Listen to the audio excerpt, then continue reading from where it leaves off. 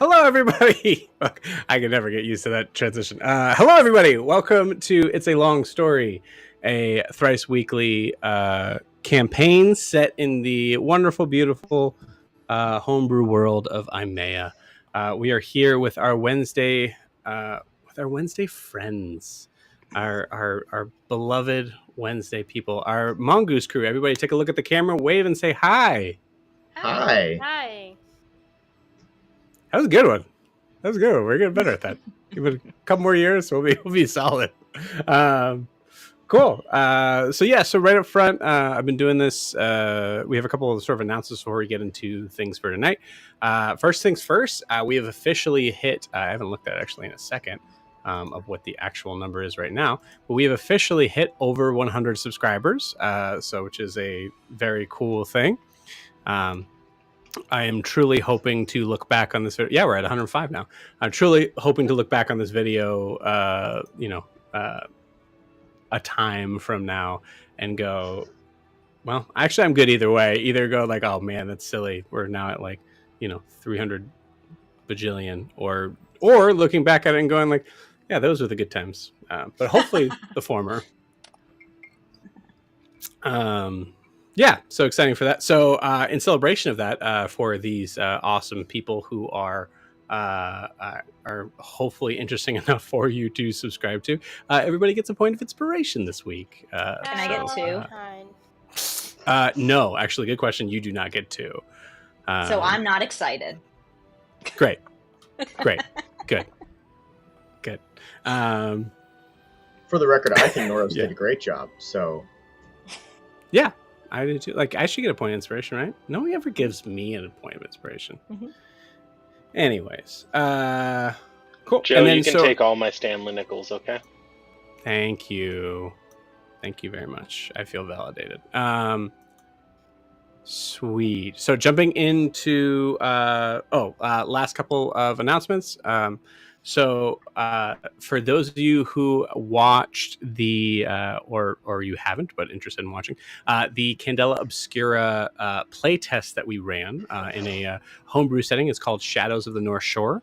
So if you're interested in the cosmic horror heavy role play 1900s Edwardian era Salem, Massachusetts environment, please feel free to take a look at that and to watch that. It's 3 episodes, so it's much shorter than these campaigns. But if you are interested in playing, we are going to be starting an official campaign pretty soon. So if you're interested in actually joining to be a part of Shadows of the North Shore as a full campaign, I will be including a little link in our live chat of how to be able to access that, as well as our I was talking about this with the Tuesday group. I had to figure out how to say this, but our upcoming 4th campaign in Tales of Imea. So we are adding. We thought 3 is chaos. Let's add a 4th. That'll kind of round things out. So we are now adding a 4th. What's that? YOLO, exactly, as the kids say. So we're adding a 4th campaign in Imea at the exact same time as these other campaigns are going on. This is going to be called Tales of Imea, The Islands, looking at what is south of South Imea. So if you're interested in playing on that, same idea. I will leave a little link in the live chat so you can check that out. Is there anything else, gang, before we get to the recap? I got my hair dyed blue. You did? Oh man, I love it. That's awesome. It's like it's just out of frame. I didn't see it. Yeah, I like it. That's awesome. I'm excited. You said is there anything else, so I wanted to share. That is something else for sure. No, it's great. I got Jamie to laugh, so that made me happy. Always worth it. Jamie's a hard laugh, obviously. Yeah, so. It's hard. It's really hard to get him. Famously not jolly or jovial. So stoic. No, not at all. Cool. My favorite thing about looking at Jamie in this campaign is looking at Jamie and then looking at his profile, his picture of Milo, as it is one and the same, and it's amazing. I love it. Cool. All right. So enough of that. Let's go ahead and get into the recap of where we left off with Mongoose Crew. Lorraine, if you'd be so kind. I'll just say I'm doing this out of the kindness of my heart because my inspiration for this doesn't matter. So You're just gonna say it all wrong now. It's like it's all gonna be just different. Yeah. So Seren, she's in Enoria. No. So Wilbur. The game. Yeah, Wilbur is still in Enoria 150 years ago. So we started off with just doing a little recap of basically he's there when this big booming thunderous sound is happening overhead, and it looks like there's some sort of explosions or whatever. And Wilbur warned Zahras that this was going to happen before it happened. So, of course, Zahras is intrigued, and his attention is drawn back to Wilbur. And he asks Wilbur to basically explain everything to him again, because I think Wilbur kind of explained things, but didn't really. So it's kind of, Zahras is not working on a lot of information. So basically, Wilbur tells him he's from the future, and that he's from the future, and it explains what's going on and why this day is important, and it's the day that Tal is created, and that in and of itself must be significant that he's here for that. Wilbur, though, wants to go home, obviously, and Zahras figures a way to help him. He says that basically Wilbur, if he can contact someone from the future that's in the exact time and place that Wilbur is, it's a very confusing thing, but basically magic-y stuff can happen, and he might be able to get home. So Wilbur reaches out to Venrona and asks her to contact Eldryn, and for Eldryn to bring Venrona to Enoria and to go to the temple office. So with that, Wilbur's hoping that we can get Venrona in the exact place that Wilbur's at so that they can do some time travel stuff. So other stuff that's going on while Wilbur is there is Cerilius is super annoying and hard to understand. And Wilbur is trying to make it as easy as possible for Venrona to know where to stand. So she is in Miranda, but he is in Wilbur, writes a note that says, what does it say? Where did I put it? Sorry. You're good. It says something like, Venrona, stand here. It's like exactly stand right here and don't move. Yeah. And don't move. Yeah, exactly. And then Wilbur and Zahras talking. Wilbur basically asks Zahras to protect this stone cabinet that is covering this loose floorboard or loose stone, so that it stays exactly the same for the next 150 years. And Zahras says, okay, yeah, that's great, but why am I doing this? Can you please give me a reason? Because it's a lot of work. And Wilbur then drops the mic and says, I'm a primordial, and I was specifically tasked with solving this problem. And then he's snapped. And okay. And then we go over to Seren. She's lost in thought, reminiscing, and hears a rustling in the bushes. So she decides to investigate. She sees some small birds, or a small bird's nest, and she is curious, so she touches them and then goes unconscious, and then wakes up to being dragged around near midnight, being out for hours in some sort of like cage-like thing. And basically with that, we learn that Gerard was also captured and he might be hurt, so Seren might go scorched earth on these people. And Seren also finds out there's a man with these people who gives Seren a coin that she thinks signifies the burned men. And she's pretty sure this person is Huxley. So she's currently trying to figure out how to escape and save Gerard as well. And then we get to Eldryn and Gwar. And Eldryn, Noros, and Corvos meet Gwar and Zahras in his tower. And basically Zahras there, he is finishing the spell to try and find where the prisoner Volmos went. He's not in Enoria anymore. We learn he's in the north of South Imea, and this leads to Eldryn chewing Zahras out and a lot of yelling and things like that. And Eldryn then casting Commune and bypassing Zahras' wards to ask persona questions for him. We learned that there was someone in the castle impersonating Zahras. That person is no longer in Enoria, and also that Wilbur is alive, which is very exciting. So Zahras clarifies that Volmos is an Iriskar? Is that how you say it? Eriskar, which means nothing to Eldryn or Gwar. And then Eldryn's dad tells her that he doesn't really think it's worth going after him. There's no part of him that believes that the prisoner is Volmos. But says you're going to do what you want, so I'm just warning you that your case is still pending on land, so be careful. So then, sorry, can I pause you there real quick? Yeah.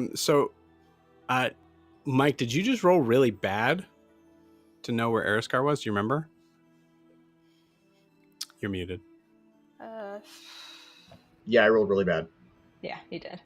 I rolled like a 5. Gotcha. Okay, that makes sense. Sorry, please continue. Yeah. And then Eldryn, Gwar, and Norris go to a small chapel that's in the castle. So because Eldryn wants to try something to try and get Wilbur back, so she tries casting Summon Celestial, but it fails spectacularly and leads to an argument between Gwar and Eldryn, where Gwar tells Eldryn that she should pray harder, and Eldryn storms out with Norris following. And then Gwar feels some sort of presence in this chapel and hears these disjointed words or phrases and realizes it's from Celeste. And he hears things like, Gwar, I don't have much time. Brumhilda, she's stuck in between good and find. So he has to kind of figure out what all that means.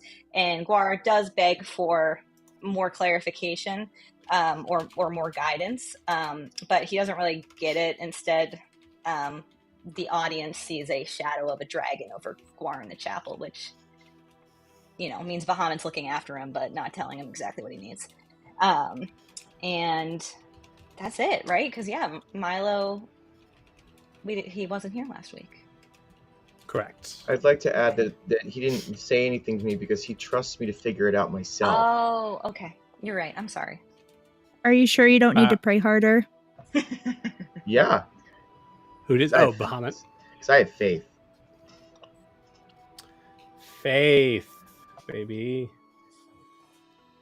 can trust. But we did leave off with Milo coming face to face with Demorin. Wait, Demorin? Yeah. Yeah, actually, if you want to just do a quick kind of recap, or anyone could do that of where we're leaving off with Milo.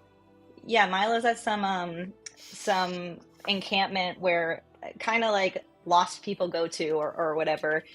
He was brought there by what's his name, guys? Cavish. Thank you. Cavish brought him there. And so Milo, I was getting ready to, I think, go to bed or something, because they basically were like, you can't bring Duchess in, she's too big, but we can figure something out in the morning with the druids. And so Milo goes to his little tree house and finds Demorin Venrona, who is someone from our past that we probably messed up pretty bad. Yeah. Love it. And awesome. By we, I mean Eldryn. The royal Everybody we. played a part. Everybody played a part. The royal we. Exactly. You all would have done what I did. None of you did. Everybody, you all at least went along for sure. You all had a chance to do what I did and said We've no. all definitely benefited from that decision. Right. Yes. Exactly. Darth would have done the same with us. Happened. Oh yeah, Darth would have done the same. I think the only one Darth wouldn't have killed was Eldryn. Yeah. Which is even better. Shout out to Bill, man. Wherever you are, if you have me watch this, man, love you, miss you. Cool. So we already actually rolled beforehand to try to get an idea of where everybody was at. And actually, I will say, while we're going through this, for those of you who are just kind of like sitting back and listening, if you want to just put in the chat either what you know to be the order, or just what you rolled, either one's fine. But I do know that we are starting with Gwar. Which chat? The private chat not or the not that comments? chat, not that chat. I don't know why we confused. started using that chat. Still Discord. Okay, Still Discord. I was very confused. Always. Shout out to Discord. All right. Here we go. And the sponsor for tonight, Discord. Cool. So yeah, let's start with Gwar. So Gwar, you are coming out of that chapel. I'll say most likely Eldryn is close by. You're still in the castle. But go ahead and tell me from there where you go. If it helps, Eldryn stormed off to her room, so that's where they are. Got it. I think before I leave the chapel, I think if we're cutting off right where it was, like I think I would come out of that prayer and still just kind of sitting in the chapel, just kind of like taking it all in and going, Brumhilda, stuck in between good, find. And just saying that to myself over and over again. And then I think I would like pick up the spell book like in a desperate move, just kind of like flip through it really fast. Be like, is there anything in here? Like, is there significance to any of this stuff? And just finding nothing. Yeah, I'll say go ahead and give you an investigation check. Okay. We talked about this a little beforehand, but I want to make it at least a little bit. Okay, it's a natural 12. Oh, I thought you were gonna say it's a nat 20. I was like, dude, I'm so sorry. I'm so sorry I made you roll. God, no. It's a natural investigation check. You said so. Yeah, that's a 12. Yeah. 12, cool. Yeah, with the 12, you are flipping through the pages, and I think you probably stop on one that is maybe like the first one that has like a picture on it, and it's a depiction of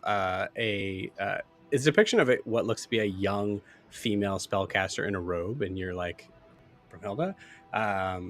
It absolutely is not. It is just a very like.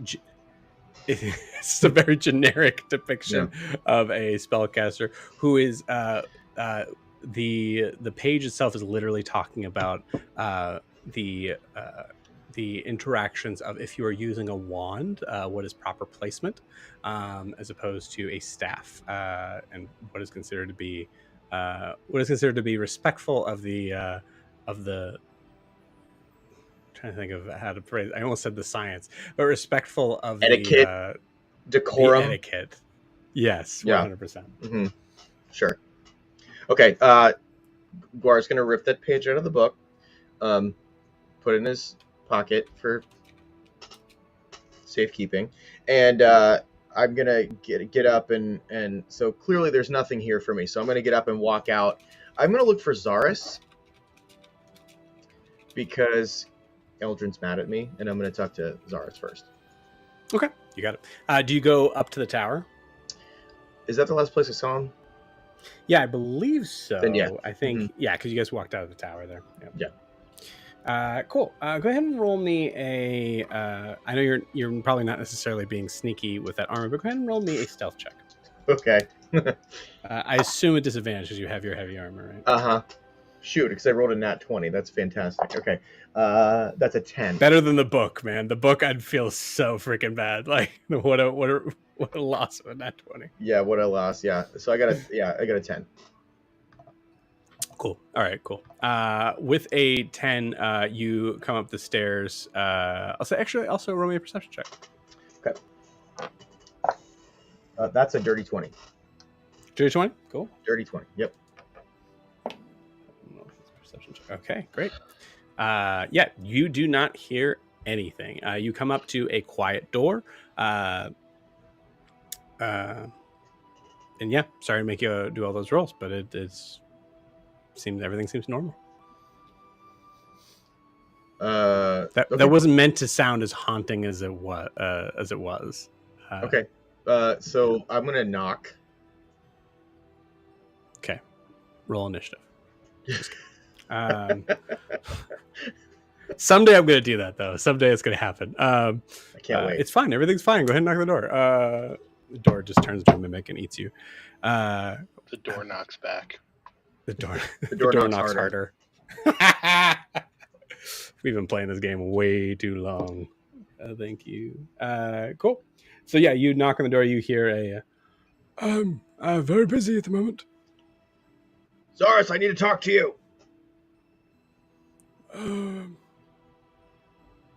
Okay, fine. You hear the door open. Actually, at this point, you actually hear a series of physical locks being unlocked. I'd say this is the first time you're hearing those things. The door opens to the chain sort of thing. You see Zahras just kind of.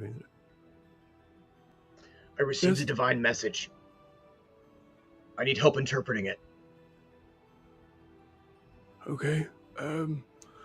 Clearly, you should be seeing your friend, seeing Eldryn, the princess. Yeah, I know, but you're closer and she's mad at me. Can we just talk for a minute? You know how she is when she's mad. Let's come on. All right, well, get your face out of the door. Get your face out of the door. He closes it, pulls it out, opens it. You see, looking around the room, you see that there are there's been, I think you've probably been gone from like maybe 5-10 minutes at the most, right? Because you just went down, went to the prayer room and came back up. So you notice that there is the bookshelf itself has what's like the equivalent of like a what do they call it? Like the lock that you see on a wheel, like a car wheel. Or like the club. Yeah, that like sort of thing. You see that it's pulled against every bookcase, every layer of books. You notice that the desk has a giant padlock on it, like cartoonishly big. There's a lot of just like physical locks in here. He spent zero time, he spent very, very, very little time wasted in this of making sure that everything is physically locked up. Were you afraid someone was going to steal something, or? No, you can't be. Well, I mean, till we know things that. Listen, what do you want? What? I information, if I can. And then just for the sake of time, I relay what happened in the chapel. Being, I prayed. I got the message from what I realized was Celeste saying Brumhilda stuck in between good find, and so I need to understand the gaps in between. I don't understand what it is yet, but I know I need to find Brumhilda, and she's not in a regular plane. She's somewhere in between. That's all I've got so far.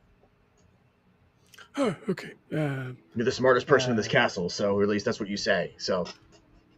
Oh God! There's a split, just half second where you see Zahras like face light up and then immediately go back down as you finish that sentence.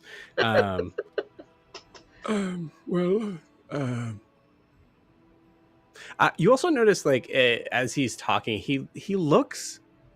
There's a part of him that just like looks physically older. He doesn't seem to be like his normal sort of spry self. The voice itself sounds a little bit more. And this is not just because I've forgotten how to do the voice in previous sessions. It sounds more raspy. Okay. Did you listen? I give you that book because patrons, they're really the deal is not always good. It's not always as it seems. And so, sometimes it's best to be able to rely on yourself for your magic. I see. Yes, I understand that, but I'm concerned about finding Brumhilda. She's not my patron. She's different. So I'm just trying to find that. She's very important to me. So why did I roll? I'm rolling again. I have advantage. I'm in my own room. I could do what I want. It's the same answer. It's fine. Okay.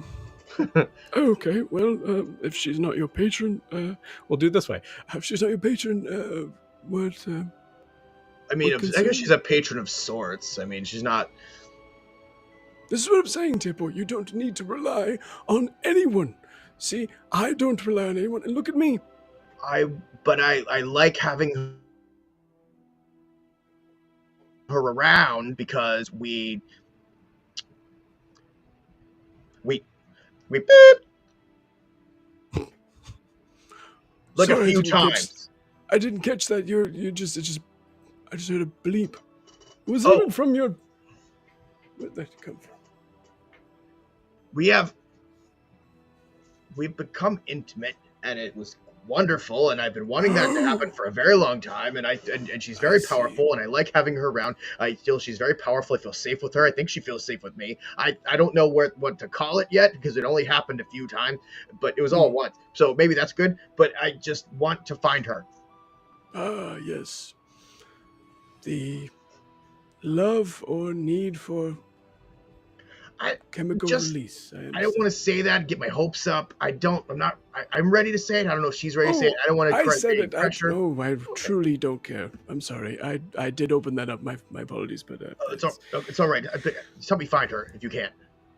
It's probably just to be honest with you, it is most likely it's a certain amount of chemicals in your body reacting to the appearance and the senses that you're seeing from another that is just a normal reproductive reproductive thing that a lot of Zahras, most people have. So it's.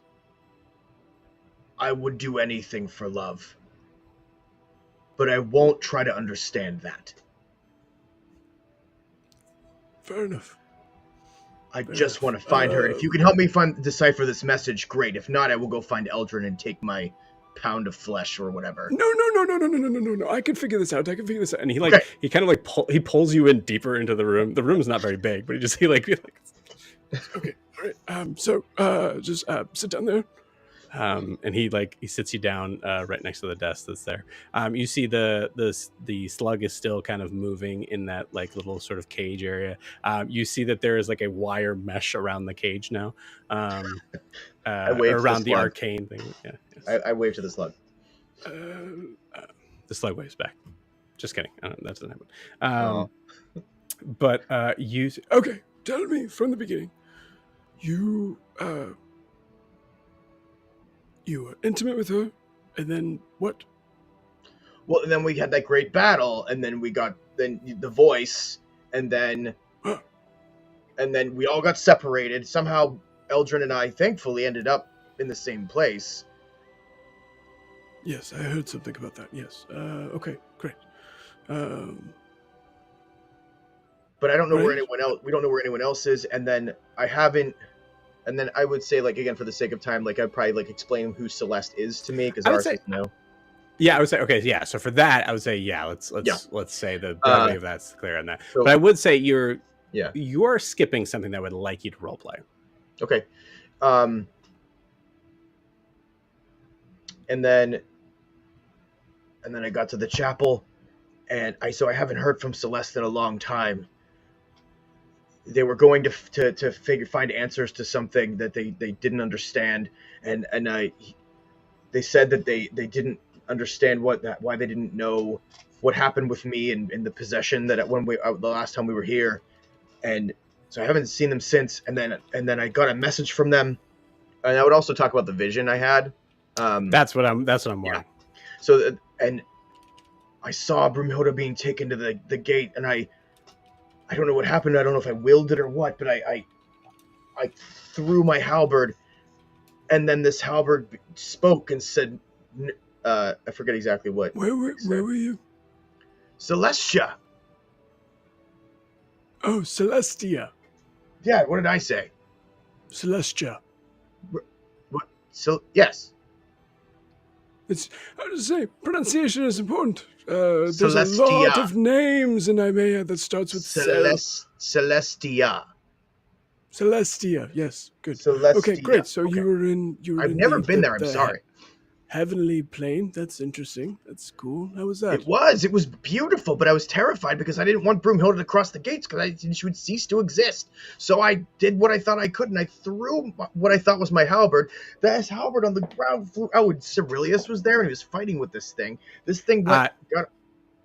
There is so let's say that you continue to talk. The minute you say because if Brumhilda went through the gates, she would cease to exist.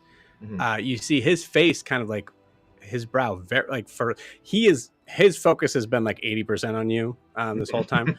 It is now flipped to 100%. You actually see him like go to the door and lock one more lock, or like at least just check it and just Okay. What do you mean?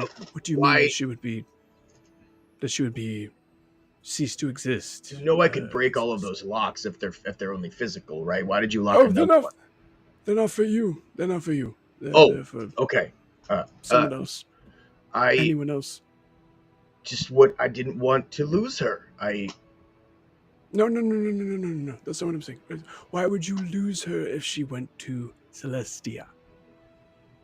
Because that's what she told me.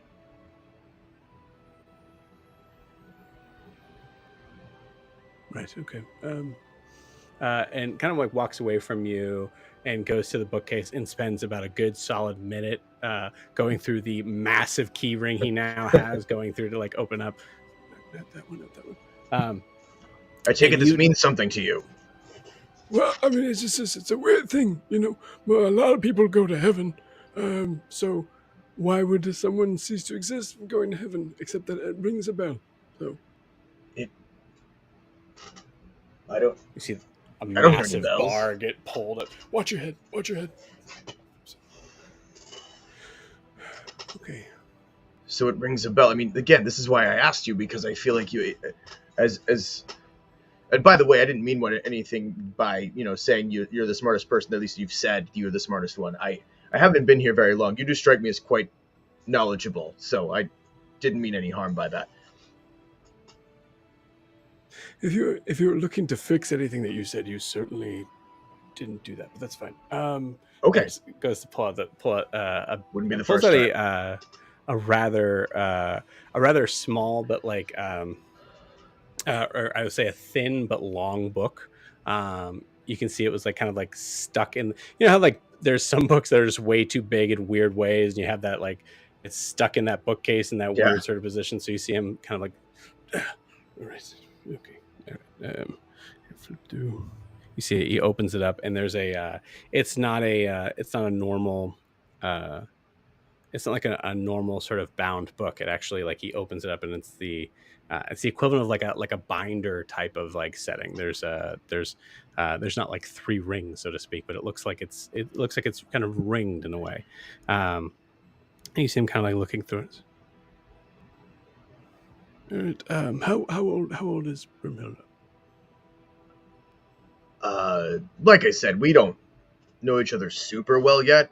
She seems my age, maybe a little. She's perhaps early 30s, late 20s. Not If I was involved in any sexual acts with someone, that would be the first thing I would check to make sure that they're. Not like no. That was never. She's certainly an adult. Okay. For the record, everybody watching, she is absolutely an adult. Okay. Or it's just like has a moment of like, oh God. Like, she is elven. Hold on, wait a minute. Or no, she's actually not elven. No. Yeah. At least she doesn't have the pointed ears. All right. Okay. Oh, okay. He flips it. Are you looking at the book that he's looking at?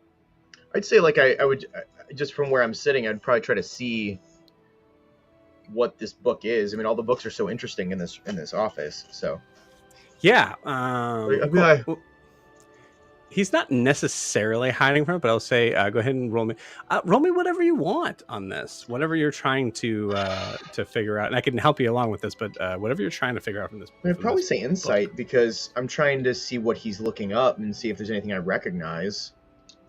Okay, cool. I'll say if you're maybe religion check.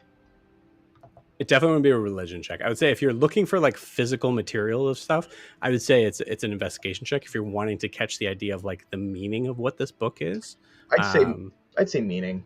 Okay, cool. Yeah, I would count that as an insight check. Okay.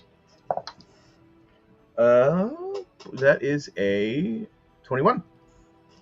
Cool.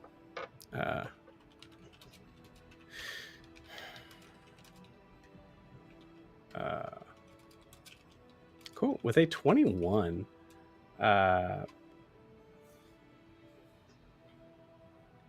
You notice that there are looking like as he's kind of flipping through, you see that most of the pages are most of the pages that he flips through, I'd say the first like 25, we'll say, look to be like a heavily I'll say like the arcane version of like laminated. They look to be protected, like they're sealed. You notice that there's like it's almost like there's some sort of substance that's around them that's like protecting their. And you notice that they seem to be especially old. Most of them seem to be like kind of like scribbles of things, very erratic looking. And as he continues to flip through, you notice that eventually, after about he stops on one of the like, we'll say for lack of a better word, like the magically laminated. He stops on one of the pages and is looking through. I'll say with the 21 insight check, you get the idea. This is I don't know if journal's the right word, but it's pretty dang close to it. This is Zahras' personal findings. Like a bestiary almost? Not necessarily a bestiary, more of more of an archive book. Okay. Yeah, it's what would be a journal for someone who is like a scientist version of magic, right? Okay. So it's a lot of quick scribbles. It's a lot of like diagrams, things like that. You notice that there's like pockets on some of them that seem to have like little like slips of paper that were like kind of like held in to place. It's like a chapter keeper. Yeah, it is a nerdy version of, and it is long. Like I'll say it's about this tall. I can't do it. It's tall. But it's oddly short or oddly thin this way. Yeah, you see he kind of like looks back to one of those laminated pages and he I'll say with the 21, I'll give you this. You notice that there is a page that seems to be completely blank. And he moves past it. He stops and looks at it for a second. And moves past it. What was that page? Was that some invisible, only you can see it page? What was that? Yes. Wow. Well, what was on it? Invisible things. Sure, yes. But so, are you looking like the things you were reading about were also invisible, or was it just invisible? Do you want my help or not? Yes. Okay. I'm sorry. I will say with that 21 insight check, he's avoiding. I mean, he's definitely avoiding the question, obviously, right? I say with the 21, you get the idea that he also doesn't know what's on that page. You don't know what's on it, do you? Do you mind? Sure. Normally, people don't talk to other people while they're reading. If you're gonna be a wizard, that's the first thing you should learn. Also, I have no plans on being a wizard. How to cast magic by yourself. I cast magic by myself all the time. I make magic by myself. No, that's too much information. Okay. Oh, okay.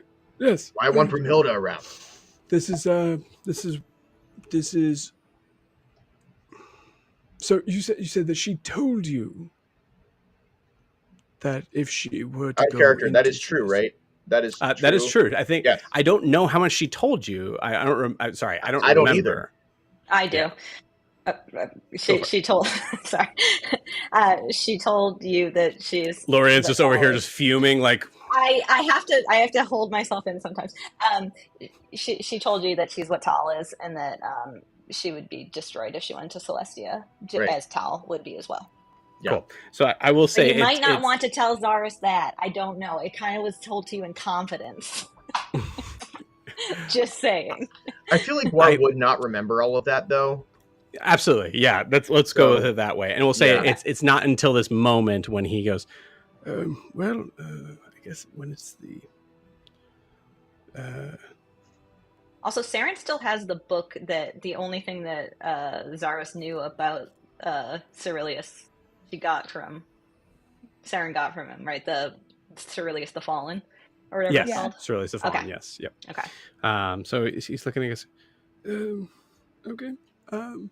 Well, that doesn't make any sense. So that's probably not it. So there was there's a list of there was something that happened 150 years ago, way before your time, and way before your time. It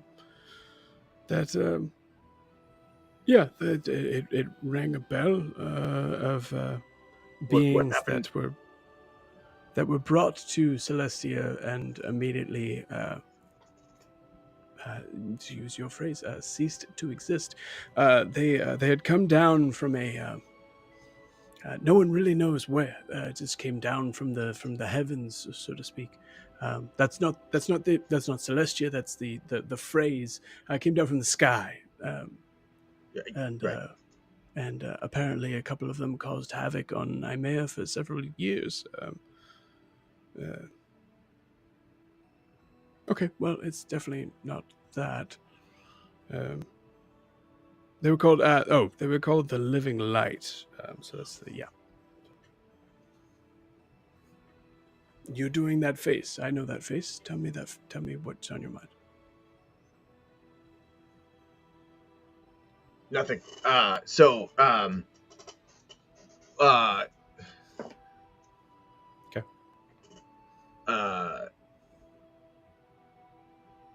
So let's just say,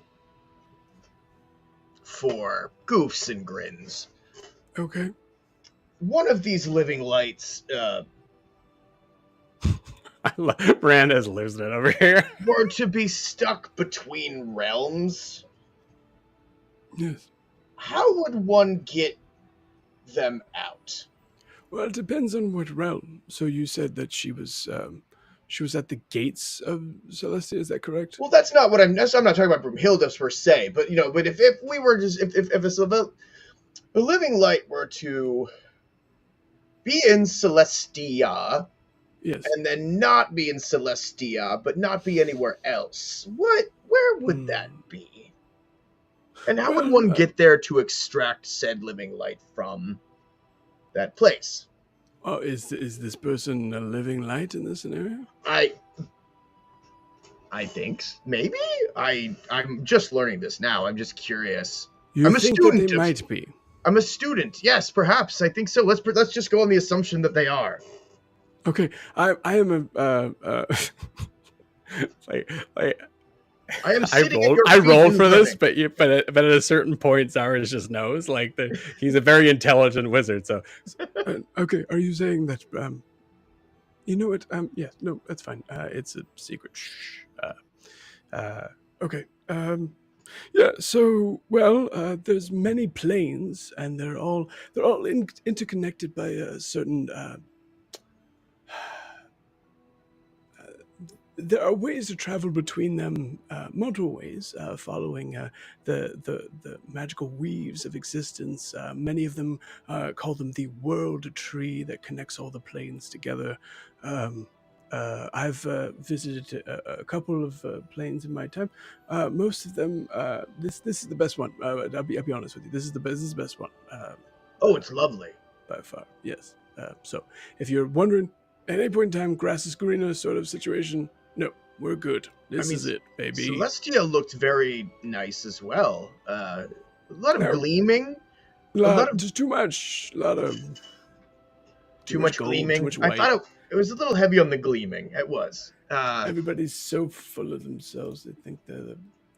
Anyways, so in your case, with Celeste, and actually I'll say this would be a good time for him to go over to another wall, and he just pulls down on the wall, as if he's ripping wallpaper off, and you see just this giant map appear out of nowhere, this old school roll down map.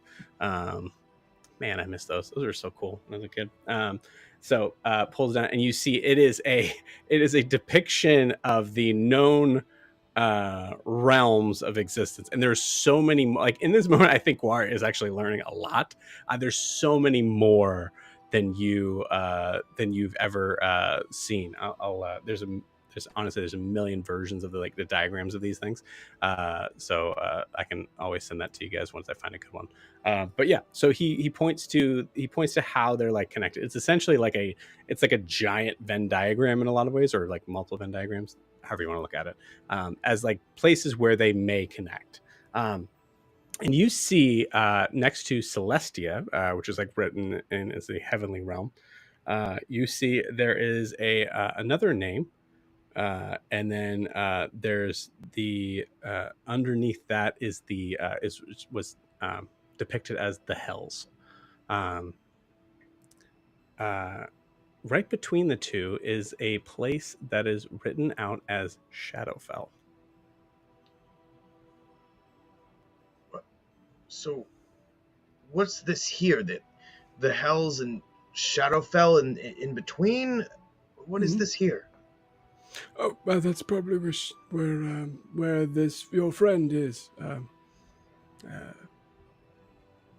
Hypothetically, I mean, I don't know for sure. I'm just wondering. Of course, yes. If a living light were in Celestia and we're in between realms, it would be in just a Shadowfell place?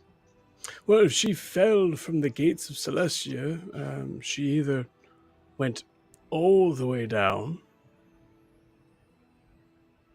which normally is the case if there's some sort of god or entity that would be pushing them to that realm. You don't typically just go there yourself. There's something you did wrong Well, the message I received was stuck in between. Oh, yeah. Well, that would be it. Yep. Shadowfell. Mm-hmm. How would one get there from the material plane? I say, reading that book would definitely help. Probably about 4 or 5 years, you might be able to learn how to cast that spell. Shadowfell. It seems like a group of troubadours with that name would make quite frightening music. Yes. No. It's kind of categorized as legitimately the space between just a pure. Most of it's actually very gray. From my understanding, I haven't actually gone there. I knew that place was boring. So, also it's ran by I'll say of the pantheon of deities, it is run by my favorite one. I will say, I'll give a good credit to where credit is due. She's often referred to as the Raven Queen. I've heard of that, right? I bet you probably have. I think you've probably in your travels, especially with like Dwendelver. There's Dwendelver, even before everything that happened, like sits in an area of high. There's a lot of the members of Dwendelver are extremely superstitious. Would be probably the best way to phrase that. So yeah, absolutely. I think they're very familiar with the concept of the Raven Queen. I don't think the Raven Queen's ever like appeared to any of them as far as what they could say. But I'll say, go and give me a history check. Okay. History check. I think I suck at. I didn't pay attention in history class. Nope, I did not. Okay. It's 16. Sweet. 16? Cool. Awesome. Yeah. I think you probably stuck to that because you're like, that's a fucking cool name. Yeah. Well, I also wonder, like, in the Night War stuff, like, Know Thy Enemy and stuff like that. Mm-hmm. I feel like there was some sort of, like... Well, so here's a tricky thing. Actually, notably, Drow do not worship the Raven Queen at all. No, that's the Spider Queen. I'm sorry. Right, that is a Lolth. My yes. So very, very different. My bad. Sorry. I'll be honest. I'll be the first one to say they do start to kind of bleed together. Okay. So I would just stick to that because it's cool sounding. Okay, fair enough. Yeah, I'll say with the 16, the Raven Queen, you actually Gwar's attracted to powerful women. So you're attracted to powerful women. Yeah. Also, I will say the Raven Queen is actually the only deity that is recorded that was at one point in time mortal. Oh. So she is in some ways a self-made deity. her existence in Shadowfell, ruling Shadowfell, is someone that works very much in the way of like how you would imagine like in the like Greek mythology of like Karen or Sharon, however you want to call it, the ferryman, like the person that kind of helps you go from the living plane to an afterlife. Okay. Not help is not the right word. Directs. She is about as fair and has doesn't have a boot in either camp as far as like good or evil. Someone that like Zahras absolutely would admire because deals like particularly in just like the facts and reality of existence, right? She doesn't like decide who goes where, but she plays a part in the transfer as well as the specifically the defense of natural death, natural endings. Okay. The Raven Queen. I remember paying attention to that name in my history studies. It's a pretty cool name. Oh, it's very cool. Yeah. Very, very cool. And I also liked all the art. She seemed very mysterious and powerful and kind of intimidating. Yeah. Anyway, when I saw the Raven of War in Farah, you saw them. You were there. Yeah, I was. Just kind of reminded me of her. As far as I know, no relation, but oh, okay. Still pretty cool.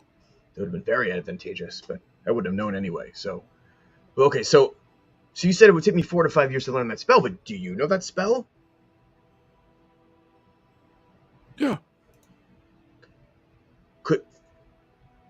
Is there a way you could get me there, and I could once I mean allegedly find this person, and could you bring us back? Oh,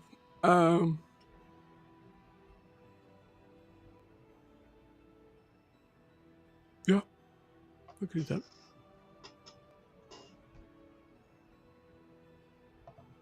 Honestly, I mean, it's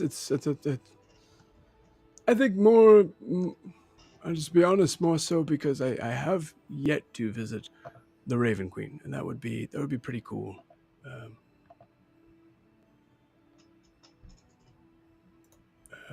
But yeah,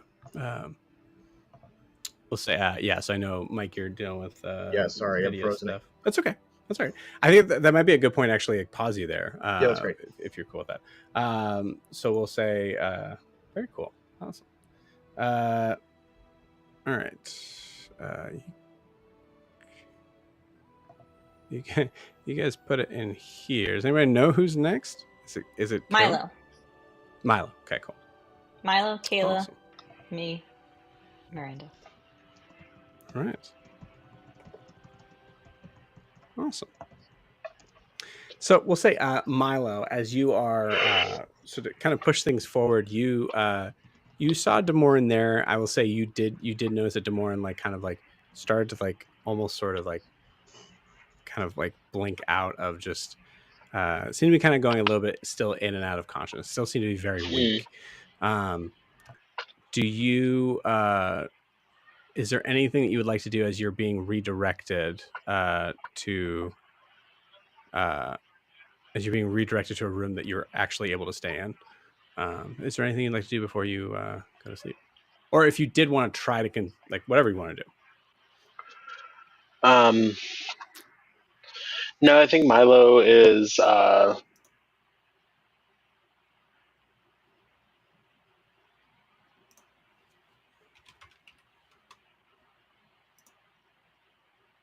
yeah, I don't think Milo's gonna I clicked away from the screen. Did you actually pause that long? Okay, all right. I did, yeah. I totally thought you froze. No, my no, I think Milo's just gonna go to sleep. Just gonna know that Demorin's there. You got it. All right. Cool. We'll say Milo, roll me a wisdom saving throw.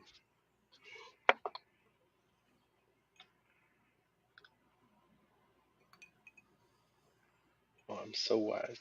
That was a 21. 21. Nice. Cool. So we'll say with a 21, as you go to sleep, you do feel for a second. I guess I could say that I'll kind of give you the choice in this. You feel yourself fade into a similar sort of scene of where you were last night. You see like Aesep, like kind of like whittling a tree branch, like really like cutting it down with a dagger, and is like working on it. It's your choice on whether or not you want to stay in this, or continue, or go through a full sleep. I will say there is a chance that you wake up with exhaustion. Mm-hmm.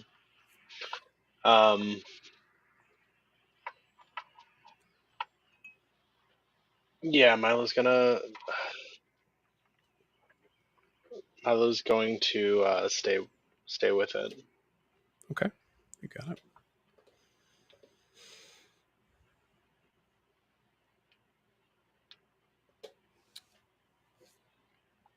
So, Milo, you come into view of Aesep as they're kind of like shaving down what looks to be like maybe like a long, like all you can see is it almost kind of like looks like it's like a long shiv that's being like kind of like shaved in. You see that if Aesep does notice you, he does not make any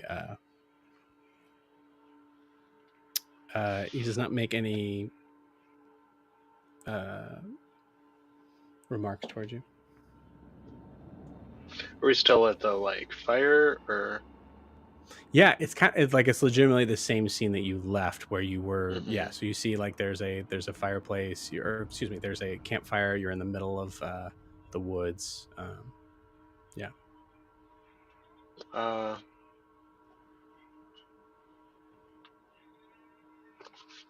Yeah, so Milo's going to sit up and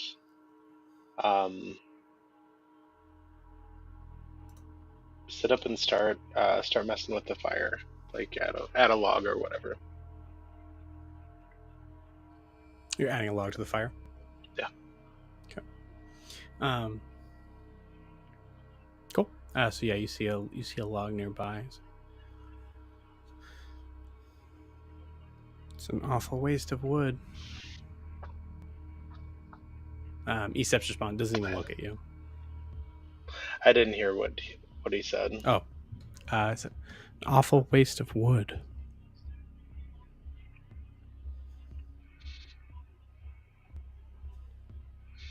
Yeah, it we all have our roles, I guess. Looks up at you at this. Interesting choice of words.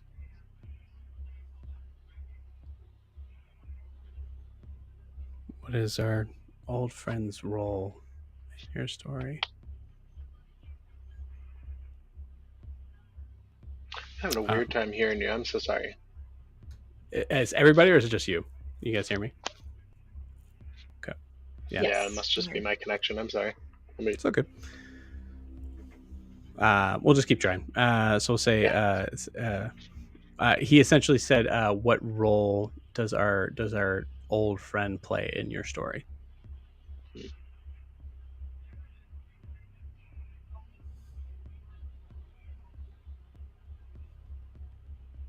As he says this, you see like there's a specific sort of like there's like a flame that kind of like licks up a little bit higher than the rest, and you see behind him this sitting as solid as stone, the like almost looking like it was like powered down body of the very giant puppet. that I don't think you guys actually have seen. Don't like it. Yeah. Get out of there. So wake up. Let's say Milo, you saw it, but yeah. So we'll say I will actually give a moment to actually describe what you see. In like a flash of flame, you see there is it looks to be like kind of like a humanoid sort of shape. You see there are except that it almost is like spider-like in that it has arms that are extending upwards. And you see that there are very long, very heavy, like this big around heavy ropes that are attached to it. You see there's these hooks that are these like iron hooks that are on the ends of them. Some of them looking to be possibly stained a deep red. And in the actual face of the wooden creature, you see it is it kind of looks like a mask with how it's built, where it's extended outwards into like almost like a little bit of a crown, and you don't see any facial features on the face, just a large purple spiral. Yeah,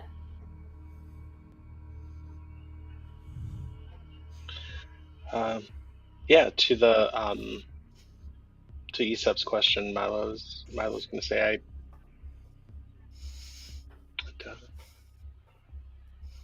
I don't know if that story's over yet.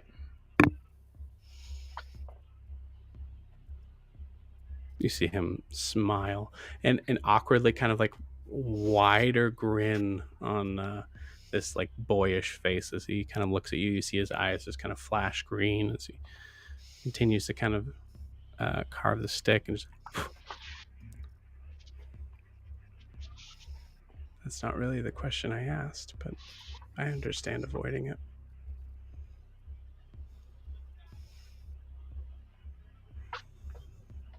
I don't think I avoided it. I think our roles can shift and change as our stories carry on. Can they not?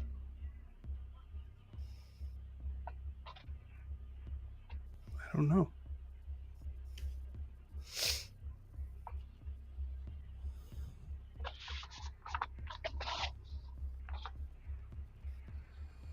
So, what are you doing here? Let me ask you a question.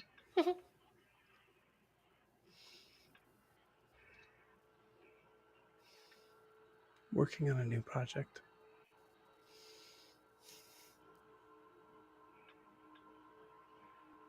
That's fun. Is this something you came up with on your own, or did you have a collaborator? Oh, I definitely had a collaborator. You see him kind of reach up, put his hands up, and with how creepy he's being, there's a level that you do recognize he is very much a young boy as he holds onto the branch, and you see his legs kind of dangle off a little bit as the branch finally snaps.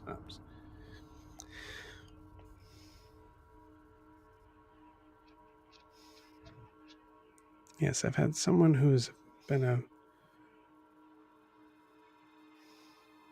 guess you could say has been a muse for me.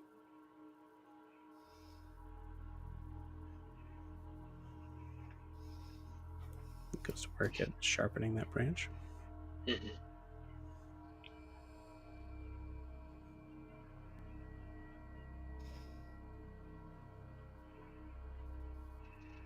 Yeah, as Milo sits there, he's going to grab a branch himself and start whittling. Okay. You go to grab a branch, and it's in this moment, not to give you a hard no, but it's in this moment that you recognize that you are for sure in a dream as you go to grab a branch and you feel your hand kind of pass through. Actually, I'll say go ahead and roll an insight check on yourself on that.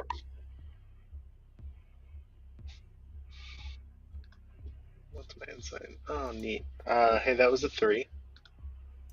Okay. You got it. You have no idea why.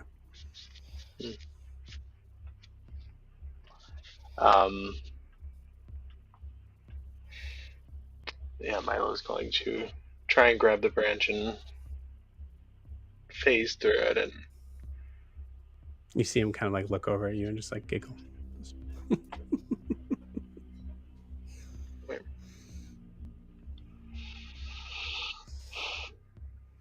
Where are we?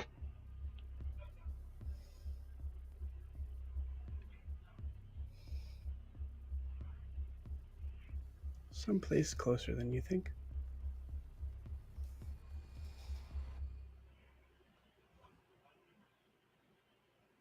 If you could go back, not that you can,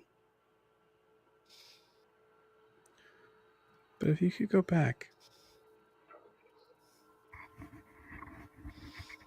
I've been thinking about this lately myself. Would you change anything? Is there something that you wish was different? I would.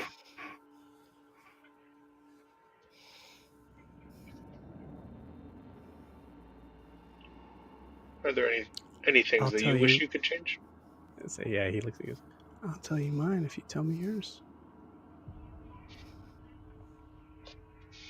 Yeah. Yeah, Milo's going to shift uncomfortably in his imaginary seat and say, I've been trying to make a better point of this, but I haven't always been the most kind to the people around me. I haven't always been the most thoughtful. And that's led to some unintended consequences.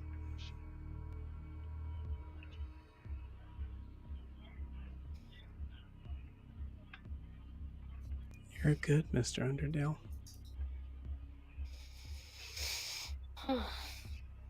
Saying things without actually saying anything. It's a useful tool I've understood in this world.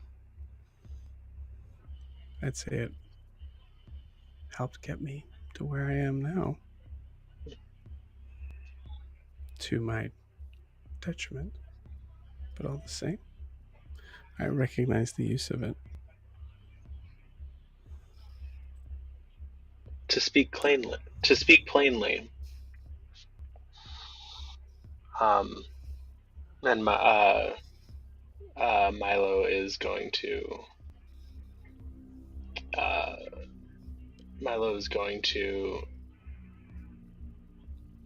scooch a little closer and say, I do remember how we left you.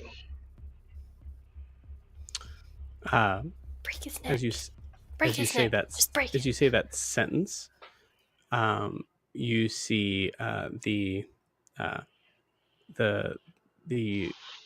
masked face of the creature, that little sort of circle that kind of like circle in, lights up a very bright purple. I'll say it as a mixture of like when you scooted closer and said that.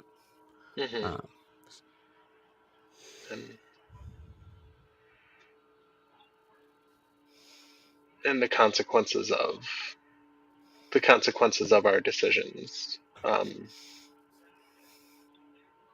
We left you. I lost a close companion, and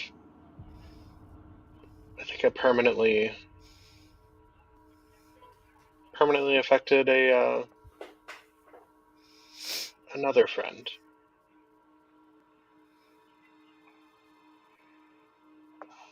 And it was because I chose to act selfishly.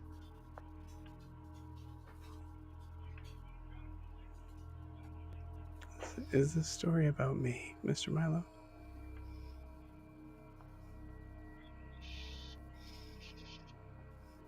It is.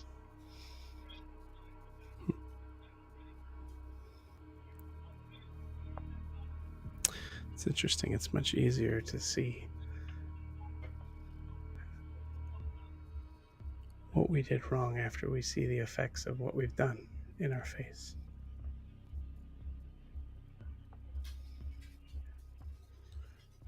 You haven't. I'm sure one of your friends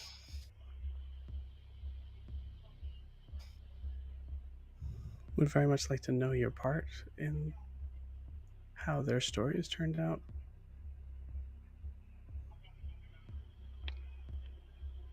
Say if you're truly sorry, would it be best to ask for forgiveness?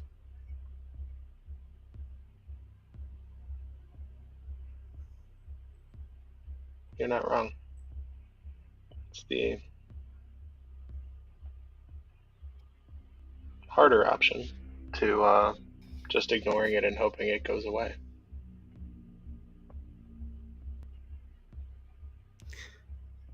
A luxury of being very much a victim. I know not of that feeling.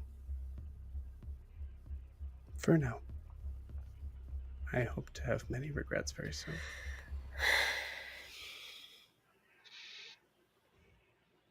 And then Milo,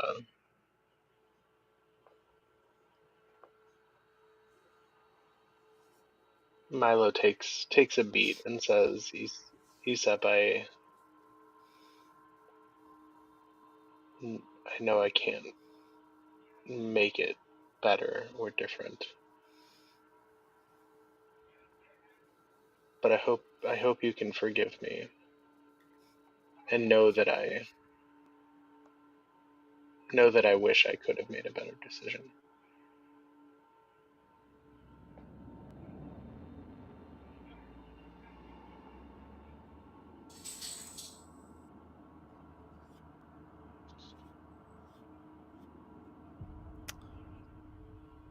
I was in a previous life, it would seem. I was the son of a well-known carpenter south of Eisenheim.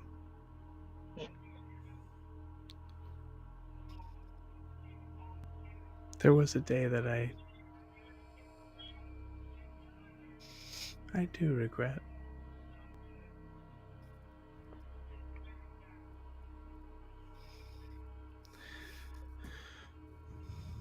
It was one day he was working on a project. He was often busy. And I strived for his attention. One day he was working on a project that I asked him, I said, "Dad, can you please go outside and play with me? I want to show you something."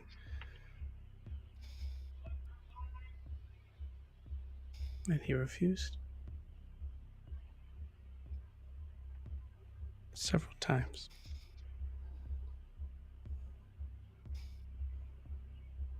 So I went outside and I took the puppet that I made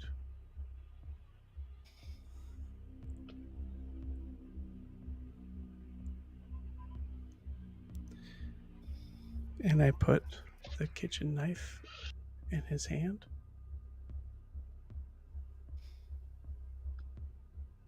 And I asked it to make Daddy notice me.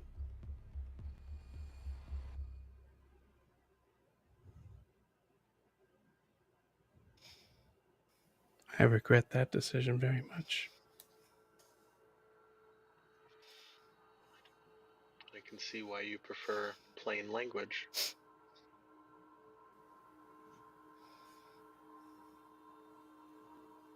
He's not dead.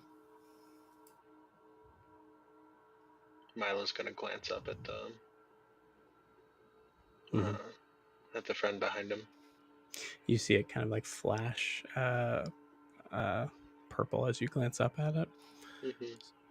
I didn't kill him, nor did my friend. Just made it so that he could have more time for me.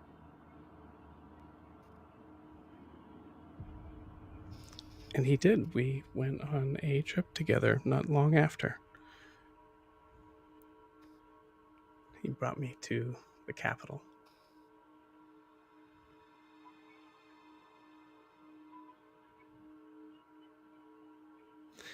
Took me to a toy store. I was in Eisenheim proper. I felt so out of place. We certainly weren't well off, not enough for where we were. And he told me to hurry on ahead, and I did. Would you care to know what happens next, Mr. Milo? If you're comfortable sharing.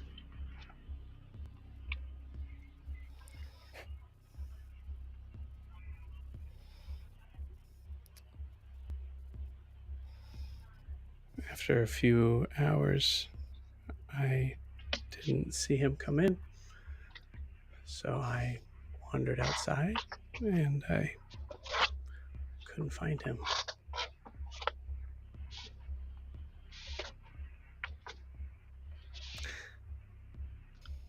Thinking he may have gotten lost in what he was doing, or maybe he was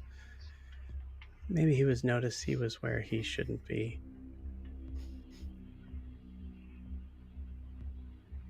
I went to the gate. There was a man there that was talking with the guards as I went up and said, "Please, Mr. Guard person, I don't know where my daddy is."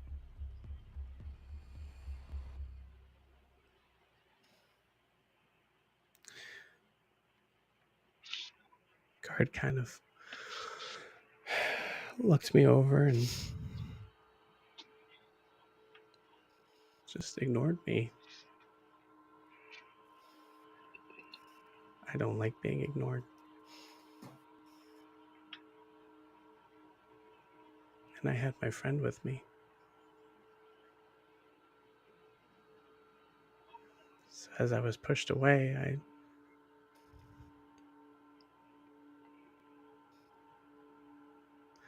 took that same kitchen knife and I put it in his hand. And I said, "Make the guard notice me."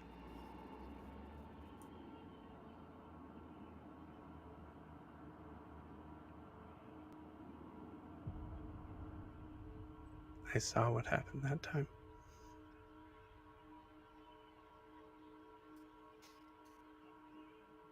And I regretted it.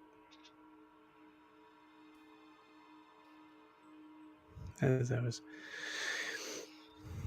being chased down the street, the man that I saw talking to the guard cuts me off and says, "Come with me, I will keep you safe."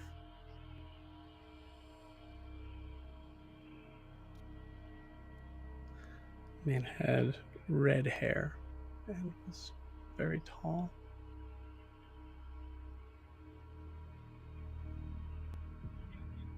Told me he could find a place for me.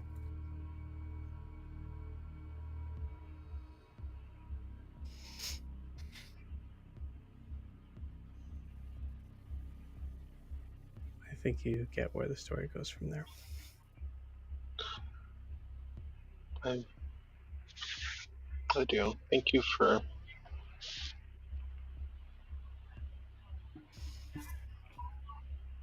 sharing. I'm sure that's not easy to relive.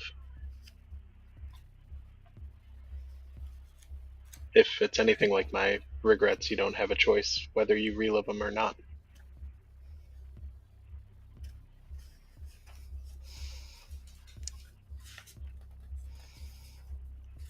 I regretted that day because I didn't wait until the right moment.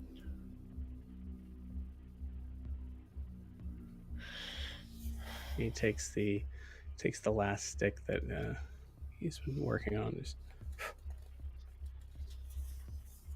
So that's what I'm doing.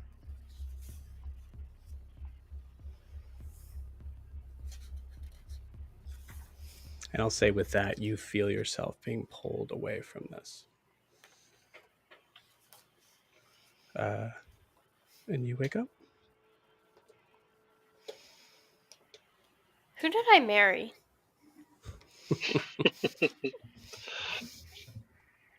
Like, I'm glad I can't picture things in my head because I wouldn't be able to fucking sleep tonight.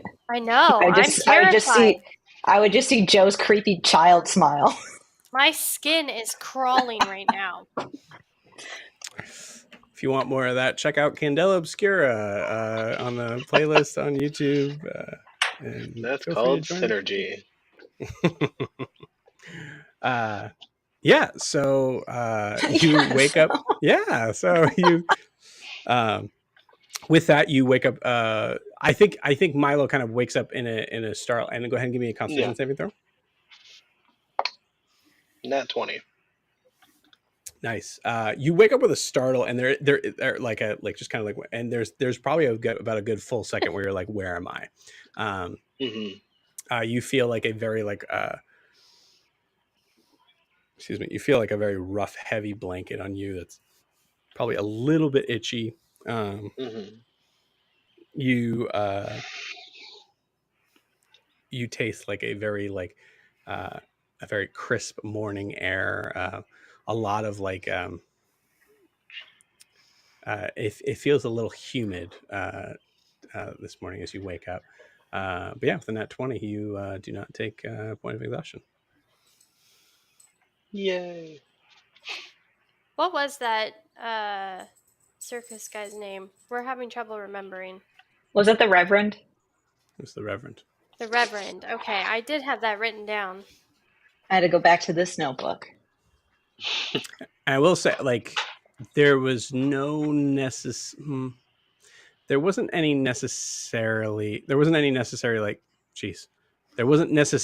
any connection until this moment between the Reverend and the circus. I thought that there was, because I sent Venronas to go to the Reverend to get tickets. Mm-hmm. And that's who killed him. No, I think you went to... Wasn't that one of the guard? He said he knew... he said he knew who to go to, and it was the Reverend. Or something like that. Did he say the Reverend? Well, I mean, now you know that they're connected, so there's that. So that doesn't break anything if that's what I said. Look.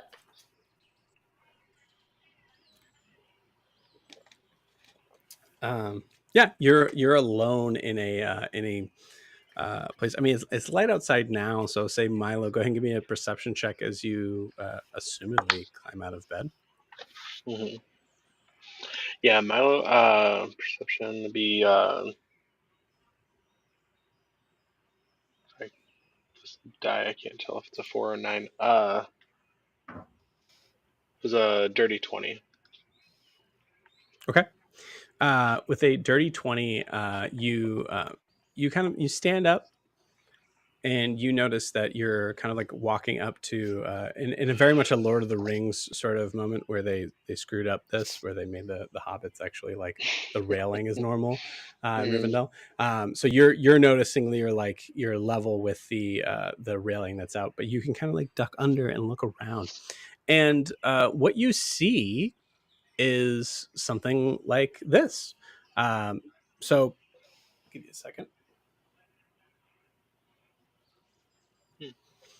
So you see that it is essentially a community of treetop houses, all connected with bridges, some swings higher up. You notice that it is fairly early in the morning. I'll say it's probably maybe we'll say in the case of a long rest, I'd say it's 8 a.m. So we'll say that you're noticing in this, as you're staring up I think we established before that Milo does not have any like Milo's not like scared of heights or anything. No, not especially. Okay, cool. So yeah, you look down, you notice that you are easily 100 feet from the floor. You can see the surface floor, and actually, right where you are, you actually see the like at first in the as your eyes are being accustomed, you like notice that the surface floor kind of like ripples slightly until you notice that you are actually you're right over a river. Um, as you see, it's moving very, very slowly, very subtly. I will say it is probably like a really weird whiplash effect of being in such a like unnatural and nerve-wracking state to a place that feels very natural and calm and relatively happy. You hear some chatter like just like I'd say like far off enough that you actually don't even like hear what the words are being said or what language it even is. But you're looking around and you see occasionally you notice that there are people that are walking by. They're like opening windows to their little like kind of like hut houses, peering out, looking around. You notice many of them, I'll say with your dirty 20, it's an interesting sort of makeup of more so than I think Milo's seen in anywhere. Not a single person looks the same. You notice a huge collection of say that the first person you see is looks to be like a young blue tiefling boy who kind of like pushes out, kind of scratches his possible fuzz that he has, kind of looks out and just kind of comes back in. You notice there's a kobold that seems to be digging in the ground randomly down below you. You see there's probably about I will say this. You see there is a mother and child halfling that seem that like the child probably in like their like a kid is like running. You see the mother's like kind of like trying to like okay, and just like kind of like running after to kind of try to keep up. You also notice some interesting looking races that I think you haven't really seen before. You notice that there is a platform. I'd say about maybe like 100 feet off to your right. That there's a distance that's about maybe like from your vantage point, maybe like 20 feet across. I'd say like there's a huge gap of 20 feet around there, and you see that there is a rope swing that seems to be like tied to one side, and you see there's a